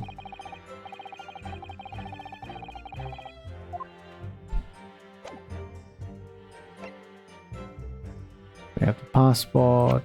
We have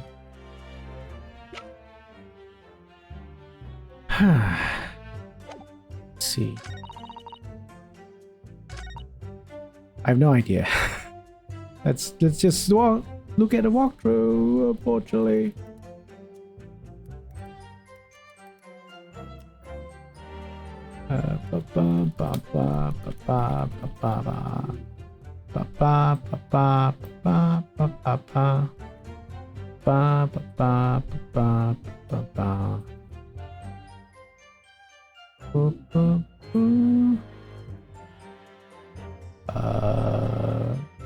Trial part 1. Man, there's so many more.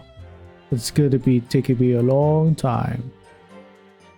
Press statement 3. Examine the back of letter introduction. Okay. Wait. I forgot. Okay, so apparently this is something. Passage on a steamship.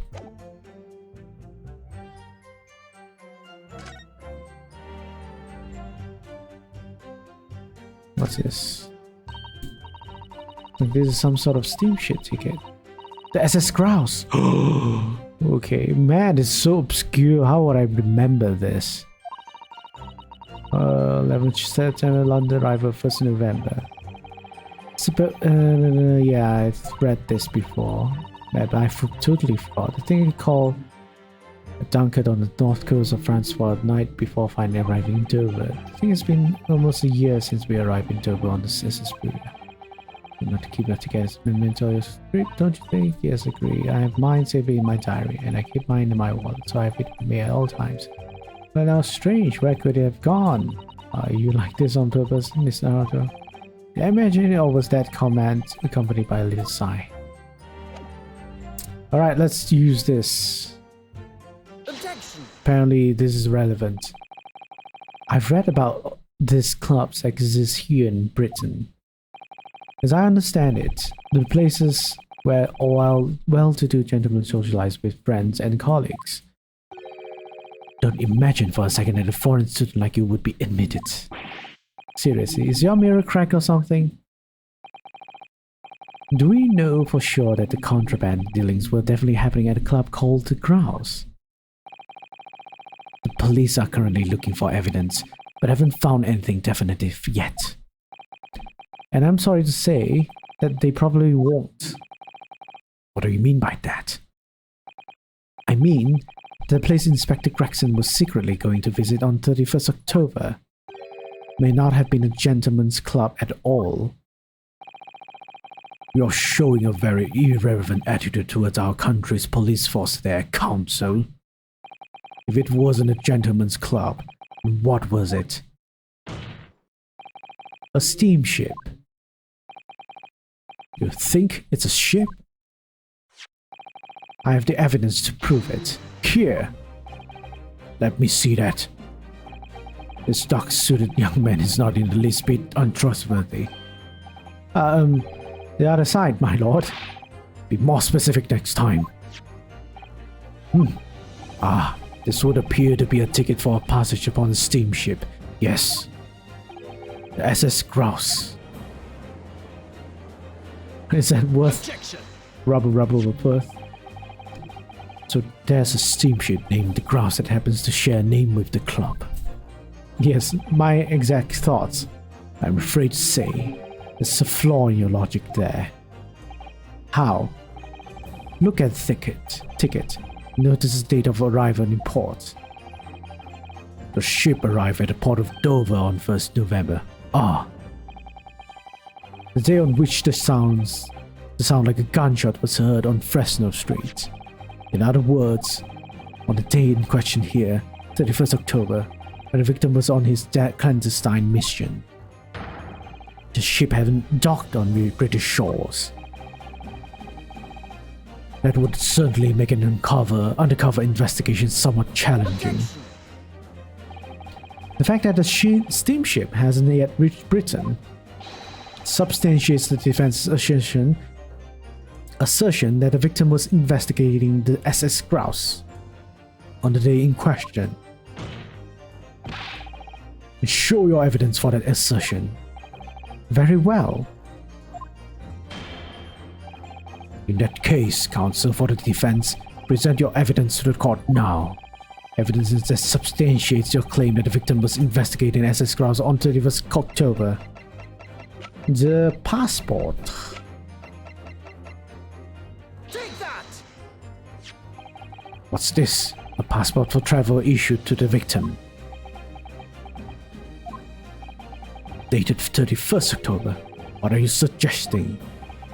I'm suggesting that just one day before the inspector's body was discovered, there's a distinct possibility he wasn't even in the country.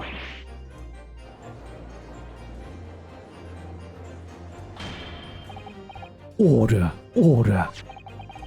This document is for the passage to front. It does appear to have been officially authorized. The day before the SS Grouse arrived at Dover, it docked on the northern coast of France for a night. According to my father, who's on board at the port of Dunkirk. Dunkirk, France. What could possibly have taken the victim there? I'm impressed, Ryonosuke and Naruhodo. I certainly didn't expect you to get your hands on that passport. What? You mean you knew about this? The prosecution strategy for this trial has been laid down by the Crown Prosecution Office.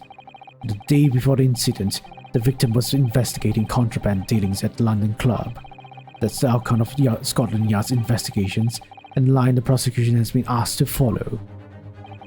But personally, I don't agree. I think the prosecutor's office is trying to hide something. What? Now that you've expertly disproven their assertion, I tend to reveal what I believe that something to be. What are you playing at, Prosecutor Asogi? A courtroom is a forum of the truth, my lord. Which is why it's my duty to present all the facts without exception. Let me guess. This was your intention from the outset, wasn't it? The reason Inspector Gregson secretly made his way to the steamship docked in front on the day in question was to carry out a mission for the Reaper. The Reaper? Order! What on earth are you saying, Counsel? The prosecution made an assertion in court yesterday. Inspector Gregson was investigating the identity of the Reaper. When he discovered the location of the man's secret hideout, he was killed. As I'm sure everyone can imagine, by the Reaper's hand. But in reality, the truth is the opposite of that. What? Inspector Gregson wasn't investigating the Reaper at all. Was in fact acting for the Reaper. So, you're saying the mission he was undertaking was, obviously, an assassination. Baron Van Zix never carried out any of the actual killings. Whenever the Reaper's victims lost their lives, he always had a cast iron alibi, which tells us that he must have had an accomplice. And you claim that it was Inspector Gregson. What the hell did you think you're saying, eh? My boss would never do nothing like that. And yet, when you consider all the facts, it all makes perfect sense. No, it can't be. We also arrive at the same conclusion, do we? Inspector Gregson was operating as the Reaper. Even so, there's no way that the person giving him his orders was Lord Van Zix. No, true Reaper is somebody else. Baron Van Zix is not the Reaper. A predictable response from someone who's advocating for the man. And even if it's true that Gregson was operating as an agent of the Reaper, the suggestion that he went aboard the SS Grouse on an assassination mission doesn't follow at all. Oh? You have some solid reason for doubting the assertion, do you, Counsel? Absolutely. It's very simple. On the day in question, nobody was killed aboard the steamship. Professor Mikotova and Judge Shikoku were on that very ship. If somebody had been assassinated, I'm certain we would have heard about it. What's so funny? You're right, of course. No suspicious deaths were reported on board the ship. But I think perhaps you've missed the point. That's precisely why Inspector Gregson himself lost his life. What? Gregson did board the SS Grouse at night with the intention of dispatching his mark. But his mission ended in failure. Failure? It seems that the defense hasn't yet grasped a very important detail here. What are you talking about? What detail? Inspector Gina Ritzstraat. Eh? What? The victim's notebook that you read an excerpt from earlier. It doesn't contain details of secret investigations at all. It describes 10 years of assassination plots to be carried out by the Reaper of the Bailey. You're lying. If they've all them Buddy Rogers what got him out at it coming. The boss weren't the Reaper. Poor Gina. There's no question that Tobias Gregson was heavily involved in the Reaper's activities. You may just be an apprentice if you spent any time at Scotland Yard. You must have heard rumors.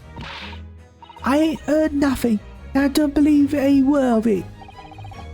And testify again.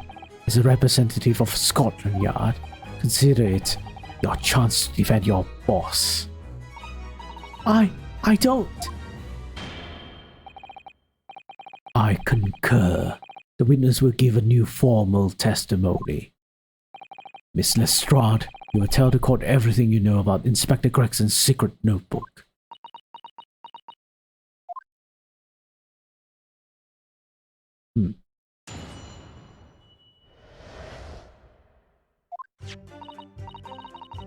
Yeah, The notebooks does have a lot of stuff about what the Reaper got up to these past 10 years. Names of victims, dates and places and stuff, and last entry in there was 31st October. It's a grouse for the place on that date, and in the name of Old Muck. There was a note about him being a criminal what got away from the Reaper in court 10 years ago or something. But honest, the boss didn't do know it. It was just investigating the Reaper, that's all.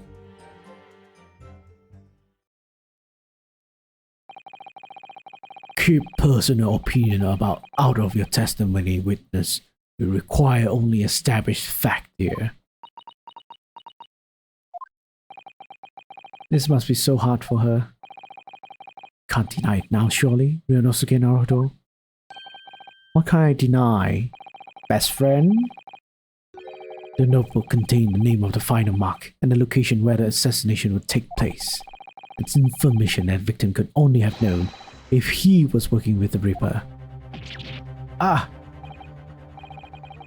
So, who was to be this final mark?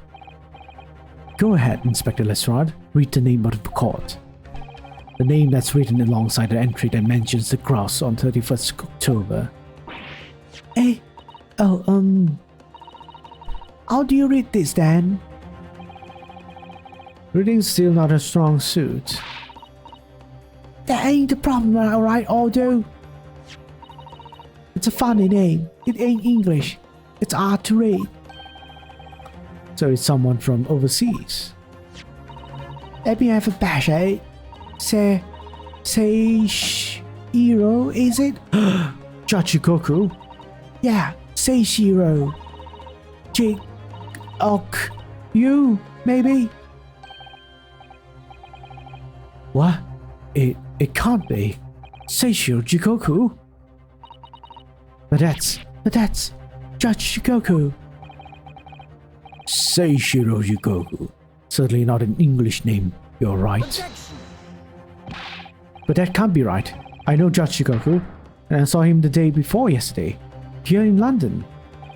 So I know for a fact that the man hasn't been assassinated. As I said, the Reaper failed. Oh. Gregson missed his chance to kill his mark and return to British shores. But Reaper wouldn't tolerate the mistake. He killed the inspector. Personally. The Reaper, of course, being the accused. Baron van Zix. It's an undeniable logical argument. Well, you could also say that Gregson went over there to prevent the assassination from happening. Because he prevented it, he was targeted and he got killed. Maybe, yeah, you know. Kazuma, you planned for the trial to go this way all along, didn't you? Hold it! Baron van Zix?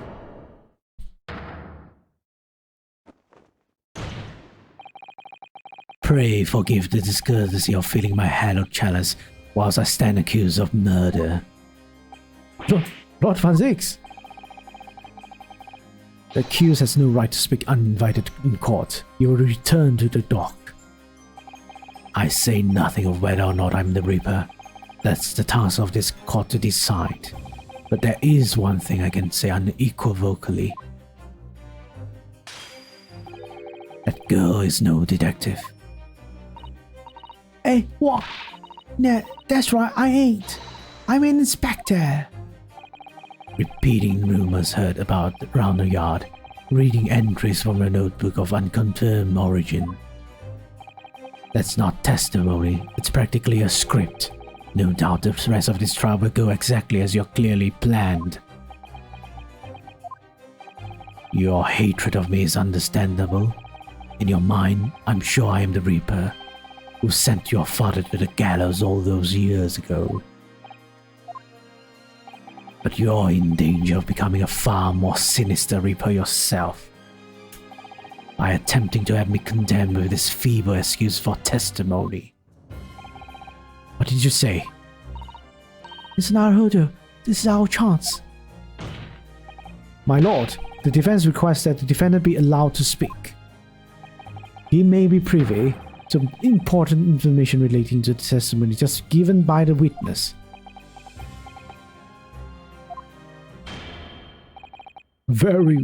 Sorry, I was about to do an old judge. Very well. I'll make an exception and grant the request. The defendant may remain at witness stand for the cross-examination. Then allow me to toast the court's impartiality. Don't raise your glass in my direction, sir. Counsel for the defense, begin the cross-examination immediately. Oof. At once, my lord.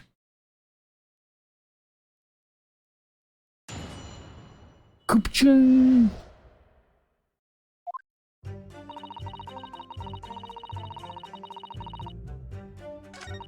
Okay.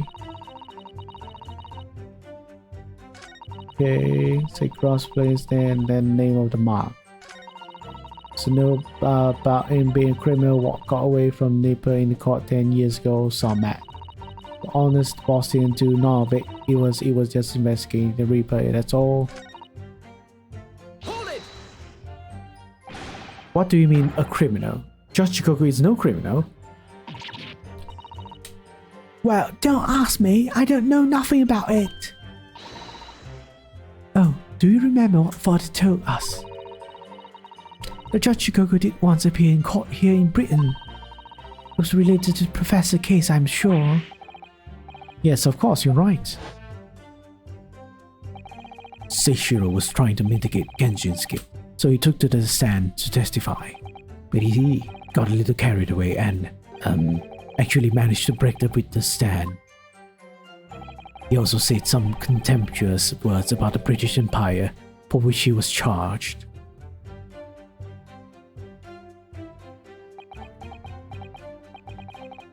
It was a pitiful situation, yes. I'd forgotten all about it, but I prosecuted the trial too, as it happens. You did? It was considered to be an adjunct to the professor's proceedings, you see. But he was acquitted after being told to make reparations for the damage caused to the stand. There you have it. Have what? Surely the accused hasn't forgotten his own rule. That there's no saving anyone who faces a Reaper in court, guilty or not, innocent alike.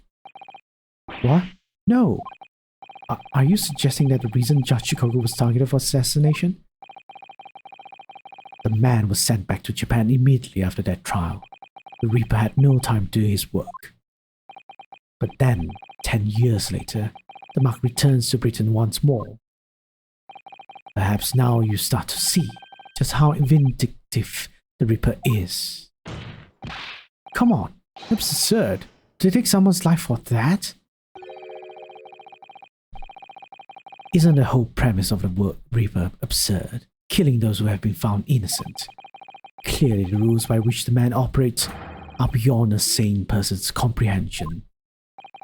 But okay.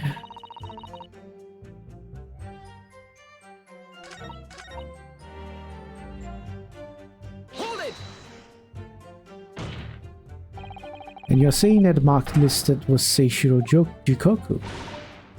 That's what it say. Funny name if you ask me. And I thought your name was Odd. Oddo. So you're pleased to have lost my crown there. Mr. Jikoku is the presiding judge of Japan's Supreme Court of Judicature. I remember the man. He came to our country as a visiting student 16 years ago. Studying international law and diplomacy under your tutelage, Lord Strongheart. That bearded young fellow was a very able man, I must say. So Lord Strongheart was Judge Chikoku's mentor. If I'm not mistaken, he returned to Japan 10 years ago now. 10 years ago? After that fateful case? Precisely. If the aftermath of the professor case, his repatriation was organized immediately. It's a mystery why such a man would be listed in the inspector's notebook. I didn't think it was possible, but mooting ears got even worse now. Maybe I'll just keep talking. Alright. What else is our Barack Van Zix is gonna be talking about? Names of victims, dates, places, and stuff. What in particular? Well, beside the victim's name, this other name kept cropping up. What other name was that? It's the one I told you yesterday. The same name written over and over again. You mean Assassin? Yeah, that's the one. She's a friend of yours or something, isn't she? Were you even listening yesterday? Assassin. Assassin. What? Like a killer, you mean? Gregson was a tactician, the one who came up with the plan of attack. He investigated marks thoroughly, finding out when they would be vulnerable, who to use to get at them. But the person actually executed his plans with someone else, you're saying? If that's true, then the Reaper does indeed start to sound like an organized group of vigilantes. Then perhaps what is said on the passport document? Permission for the applicant and one additional person to travel. Could that additional person have been... Clearly the assassin was meant to take Seishiro Jokoku's life. Gina, can you confirm that? Against that final entry that lists Kraus and Seishiro Jokoku, what name was written? Oh, well, that's the only entry that didn't have a name to next to it, as it happens. What? It just had like a question mark or something like, I think. In other words, Gregson himself didn't know the identity of the assassin in that case. But Gregson was the one making the plans, was he not? Oh, how infuriating. A nameless assassin. I feel like I have to question everything, press everything. In other words, it shows that Gregson was basically acting as the Reaper. Not you and all. That ain't the only explanation, is it? He could have been investigating Reaper in secret in that notebook and say what he found out. If I may, when our original people began referring to me as the Reaper, I didn't object. I believe the power to intimidate London's criminal classes into compliance with the law to be beneficial. But you carried out your own investigations into the true identity of the Reaper, didn't you?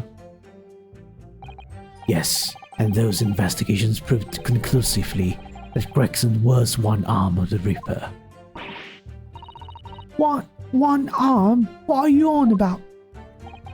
The Reaper's victims were all extremely shrewd criminals at the top of their game. There's simply no way one person could have taken them on alone. The Reaper is an organization. With you at its head. I had spies at the yard keeping me abreast of Gregson's movements, letting me know when he was elsewhere. So I'd been able to check the most recent entry in his book. I knew the location. You knew it said Grouse? Believing it to be a reference to the Gentleman's Club, I went down the day in question to investigate, alone. So that explains why several members of the club... Oops. So that explains why several members of the club claim to have seen you there. But of course the inspector was not there. Because at the time he was making his way to the steamship dock on the northern coast of France, shown by the passport found in the victim's metal trunk. Very well then, back to your testimony about the contents of this notebook. Fine. Something wrong, Mr. Naruto? Is something wrong? Is something wrong, Mr. Naruto? You seem a little shocked by something a moment ago. Oh no, it's alright. I'm overthinking this, aren't I? Objection. Right, I've had about enough of this. Gina? All this nonsense about the boss planning to kill people. It's cobblers. Come on, Odo. Yes? Why ain't you saying nothing? Why? Why ain't you yelling out objection or something? What?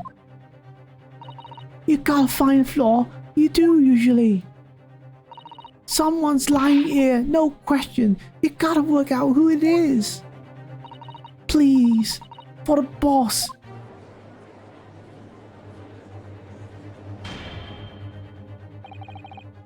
That outburst was an insult to the court and to your own testimony. I might have known that a common pickpocket from the back slums couldn't make a detective. Whoa, low blow, man, low blow. When this trial is over, you will forfeit your warrant card, Miss Lestrade. Is that clear? I've had it with the law of you. It lies every bleeding place you look in this world in it. I've had enough. Gina. So have I. After that little speech of Gina's, I've made up my mind. To do what, Mr. Naruto?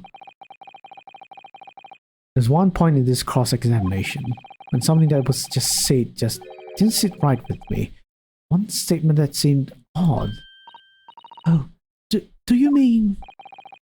I'm not going to let Gina's plea for help fall on deaf ears.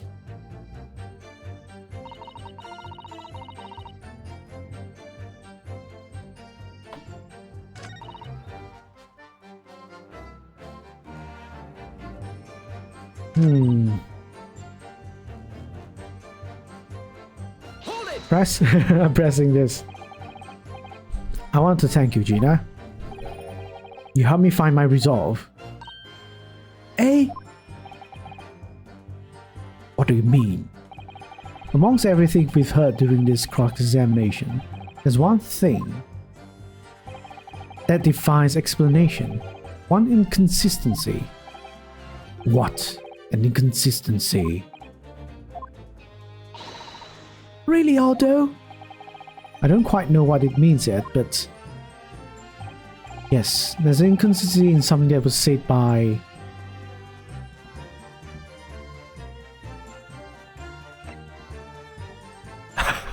what was the inconsistency?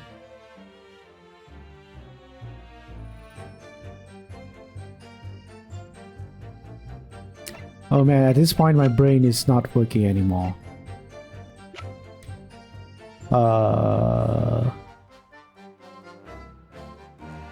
It's either Barak van Zix or it's Kazuma or it's Gina. I don't think it's Gina though. I'm gonna pick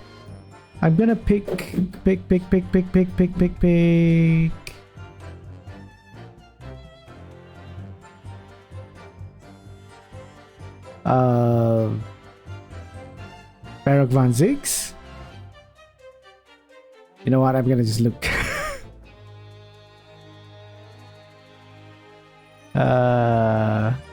Oh no, it's not Baron van Zix. It's apparently Kazuma.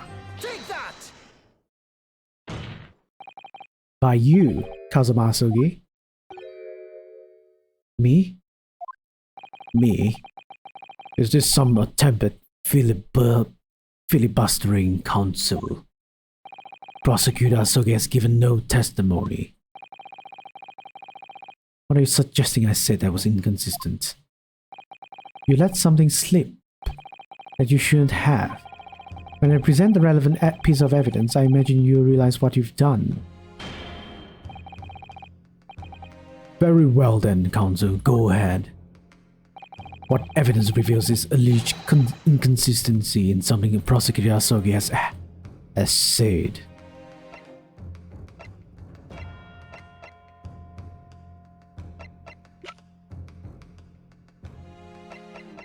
The gun?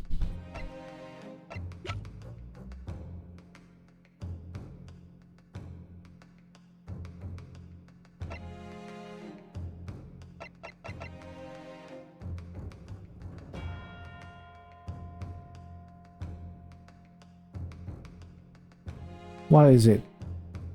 Gregson's trunk. Okay.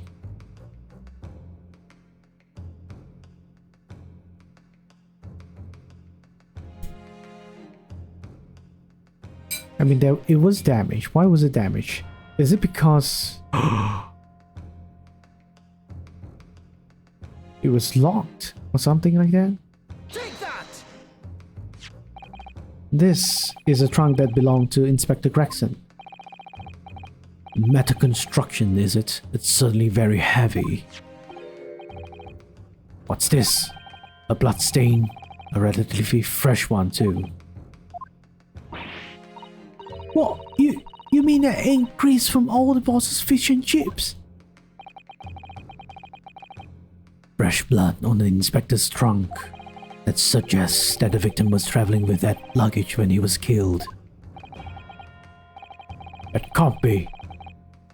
Do you like a cute emote? Okay. Give me answers. Give me answer. I see.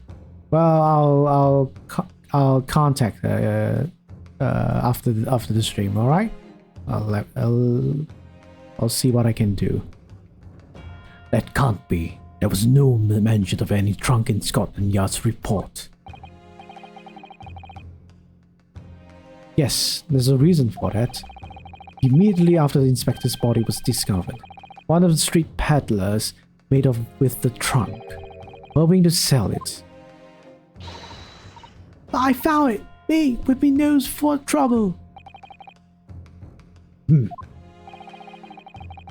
Which means that nobody should have known anything about the trunk. She just said to me, surprise her. Okay. Oh my goodness. You're giving me pressure. Giving me pressure, Jimmy. Anyhow.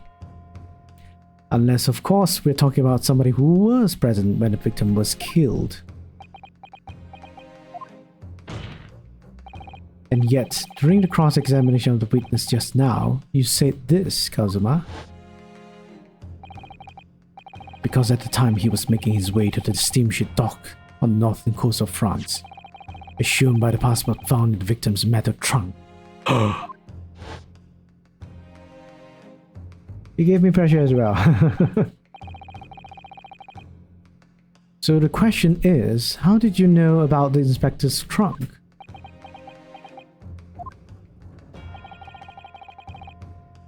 We know the man went on a trip to France. Where else would he have put his passport? But you knew it was a metal trunk. Answer me honestly, Kazuma. On 31st October, where exactly were you?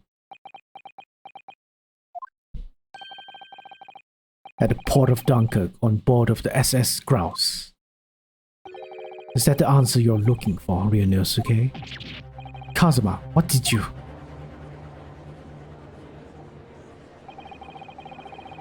maybe a cute thumbs up or salute? Or both. No. I hadn't considered the possibility before, but Kazuma was there on the ship then. It can only have been for one purpose. Sure. Oh no, Miss Naruto, surely you don't think... Ha. Come on, Ryunosuke. You know the rules. The only thing that really talks in the courtroom is hard evidence. As I understand it, Inspector Gregson always took that case with him when he traveled. So as it stands, you proved nothing. Kazuma, are you challenging me to prove it beyond all reasonable doubt? That you were there that day, in the same place as the inspector. He was there? With Gregson? There's a clue that you've overlooked. A secret that Trunk can tell us. Can't be sure at this point. I'll need to verify it. I have a nasty feeling I'm going to be right.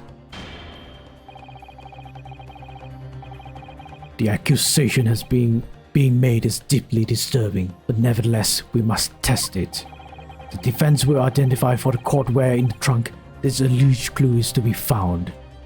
Back to work I go. Good luck, lawyer detective Jake. Alright. Good luck with your work, Dr. Marmar. Where's the evidence that ties Prosecutor Asogi to Inspector Gregson? I think I need to open the trunk.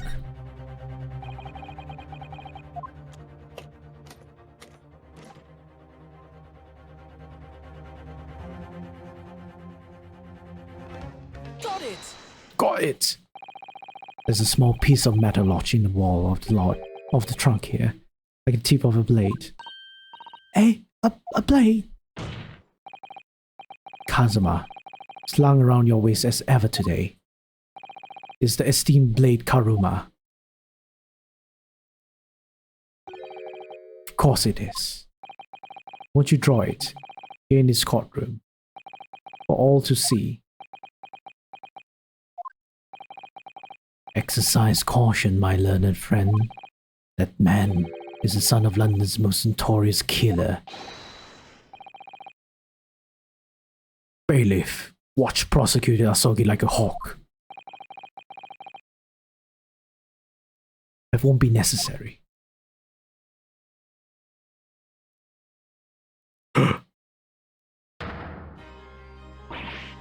Oh no.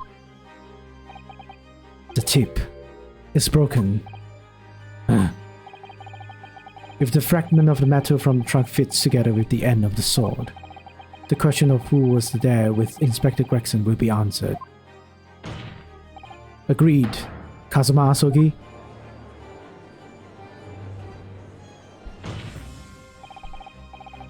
Expertly done, Ryunosuke. There's a point to you, and well deserved. Do you mean to tell the court, Prosecutor Asogi? Yes, on 31st October, I accompanied Inspector Gregson to Dunkirk in order to carry out a mission. So the additional person authorized to travel Was me. The mission was the assassination of the Mark. What? What?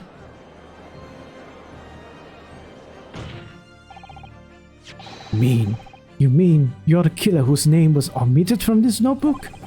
You are following the Reaper's orders to dispatch Judge Jikoku?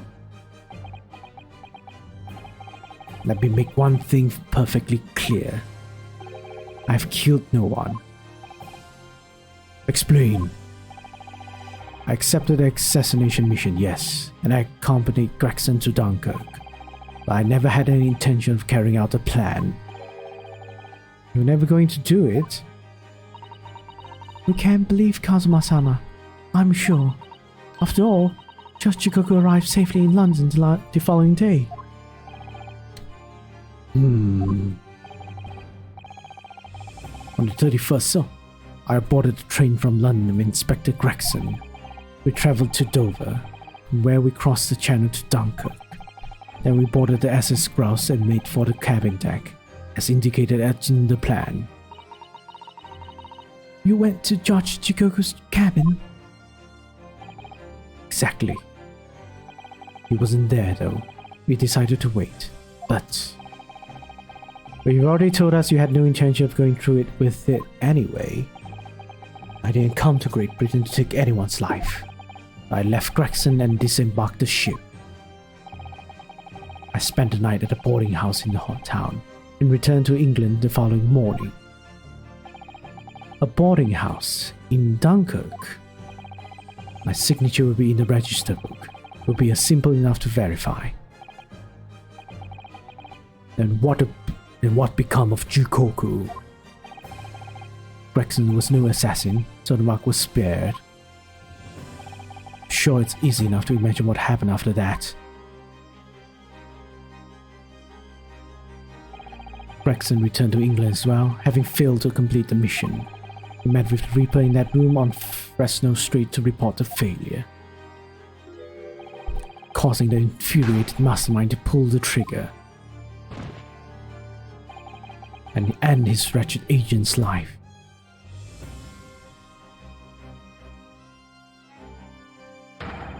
That's the real truth behind Inspector Gregson's murder.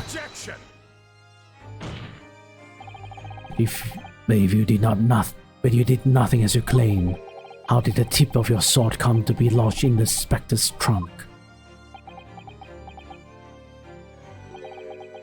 I don't need to answer that. The victim was killed by the gunshot. A small fragment of a Japanese blade isn't relevant to the case. And accordingly, I choose to exercise my right to silence on that matter. I don't think that's how it works. Okay. I don't think any of this, whatever is happening right now, is how it works. Be that as may, the court will sequester the sword as evidence. As you wish, my lord. Great sword Karuma has been entered into court record. I'm gonna inspect it immediately.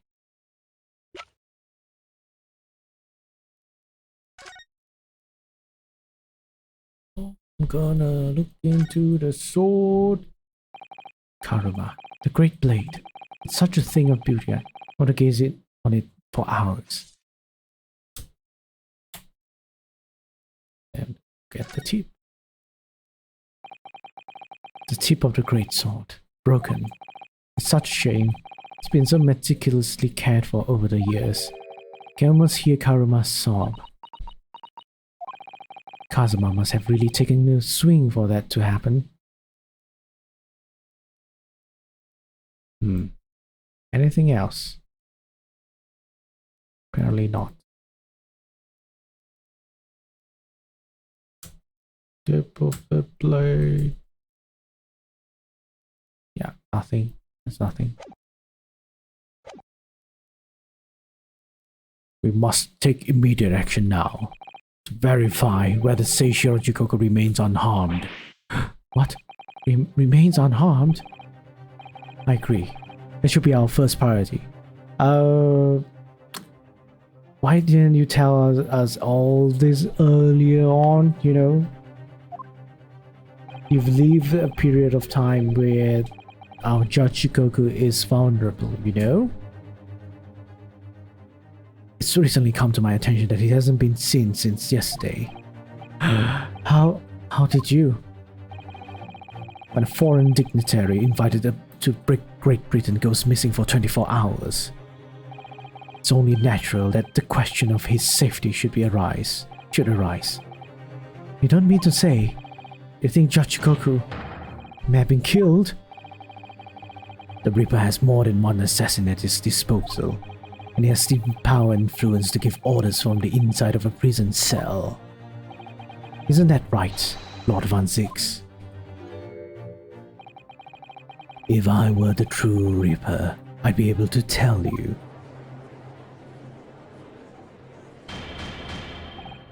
Order! Order in the court! Order! We will take an emergency recess for 30 minutes. Now? Guests of the symposium have been told to maintain regular contact with the organizer's office. If the man can't be located within half an hour, we will have to assume the worst. Oh no, not Judge Jikoku. No one will want to kill a harmless Japanese man who would only just arrive in the country. Except that is for the Reaper, wanting to finish off a mark that slipped through the net 10 years ago. I would have to agree. Mr. Naruhodo, for the defense's sake. What, my lord? I sincerely hope we are successful. If we are unable to confirm Jikoku's healthy existence in the next 30 minutes, we will face grave difficulties. Court is adjourned for 30 minutes.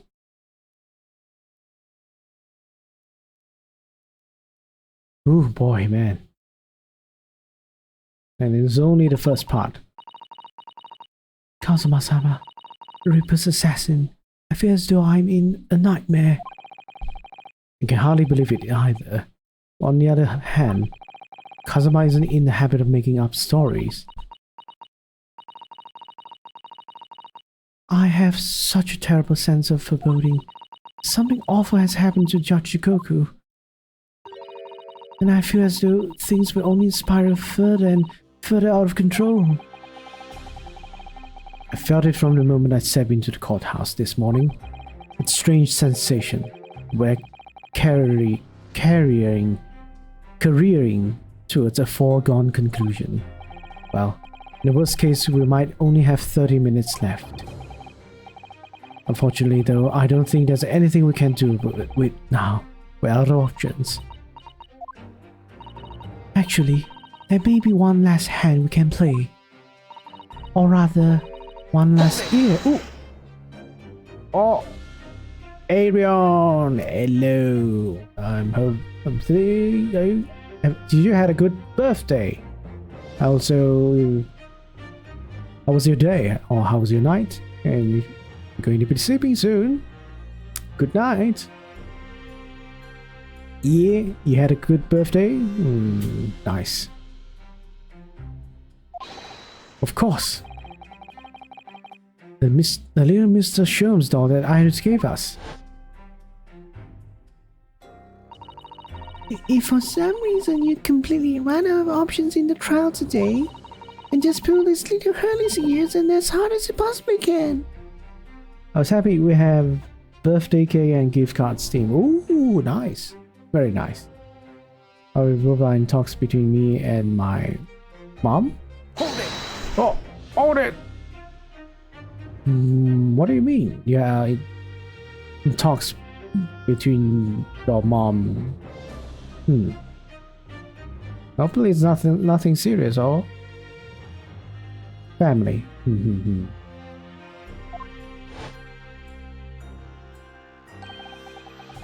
Nothing serious. Okay. Perhaps now is the time. What should I do? Pull her Harley's ears or not? Pull it. Here goes then. I'm going to do it. Good luck, Mr. Naruhodo. No looking back. Heave. Ah! That scream sound like Mrs. Sholmes. But never ever been called Uncle Ariel. Ooh! You're getting a new family. You're getting a new family member. Congratulations, I guess. Mr. Sholmes, where are you? Here, my dear fellow, here. It's the felt doll talking. Pull the ears again, Mr. Naruto. As hard as you can. Alright then, I'll pull all my strength to it. Gee! Well, her baby him just called me Uncle Ariel. Oh! Okay.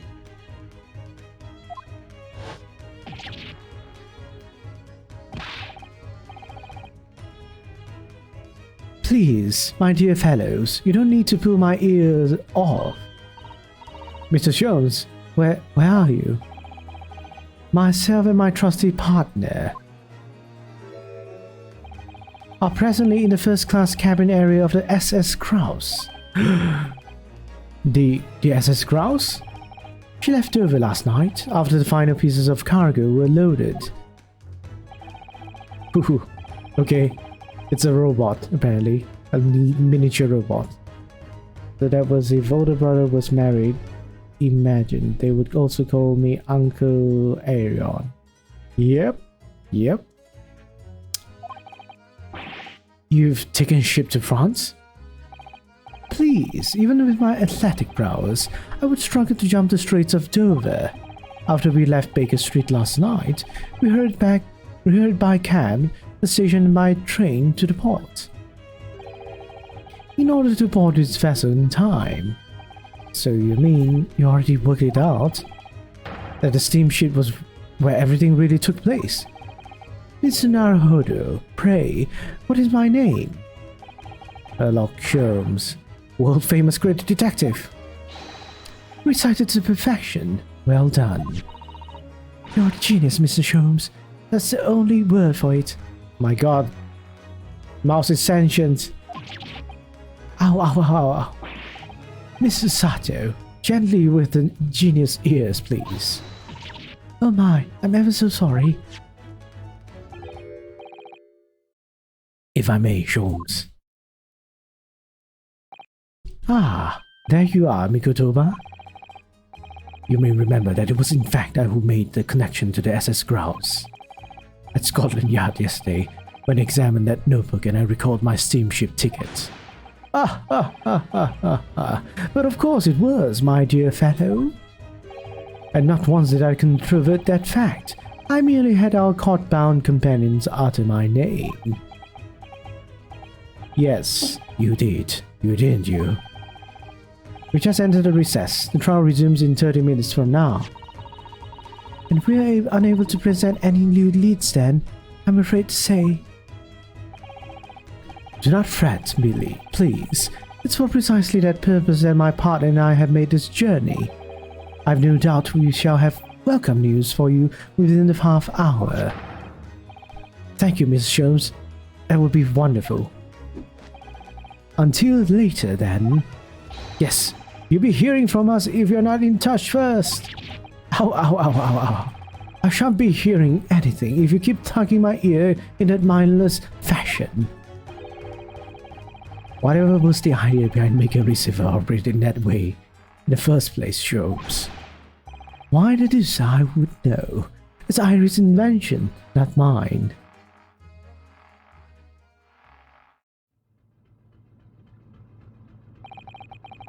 Whilst I know how much you enjoy being the hero of the hour, Sholmes, but half that now before the grass puts to sea again. If we don't conclude our investigations rapidly, we shall find ourselves in Naples before long. There are times, Mikotoba, when you make a surprising amount of sense. So, let us begin. Is this the same person? I don't think he's the same person. But the same model, though. First class cabin number 2. Yes, this is the one. I don't believe an investigation on the cabin is going to be plain sailing. That crewman standing in front of the door is an angry looking fellow.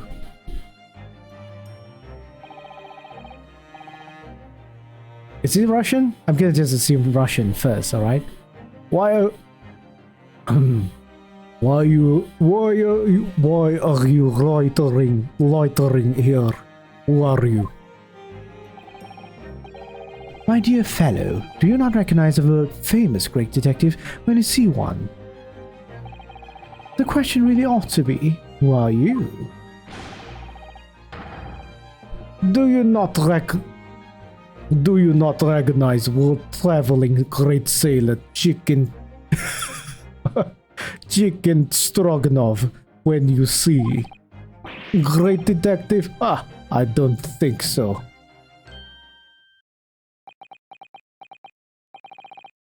Do you see that, Mikotoba? It would appear that this man is a devoted follower of mine. Goodness me, is that a tattoo? It says Sholmes? I must say, while such good origin is flattery, naturally, it does leave me a little cold. What are you talking about? Leave now. How distressing. My loyal devotee knows me only by name and not by appearance. And yet I already know a great deal about you, sir. You have a brother, I believe. Like yourself, he's a shipman. Currently traveling the world aboard a Russian steamship, in fact. How could you know that? How could you know this? Elementary, my dear Mikotoba. I'm sure it was. 3 days ago, I was bound for London aboard this ship, you see. We're looking for one of my fellow passengers, a man by the name of Jikoku. There is no one with this name on board. But we know that he purchased a ticket for passage. You mean Eastern man. He left ship 2 hours ago. Here in Dunkirk. He said something about emergency, I think. What? Are you sure? So Seishiro's realized that we're after him here, see? This cabin is the one behind you. We should like to investigate, please.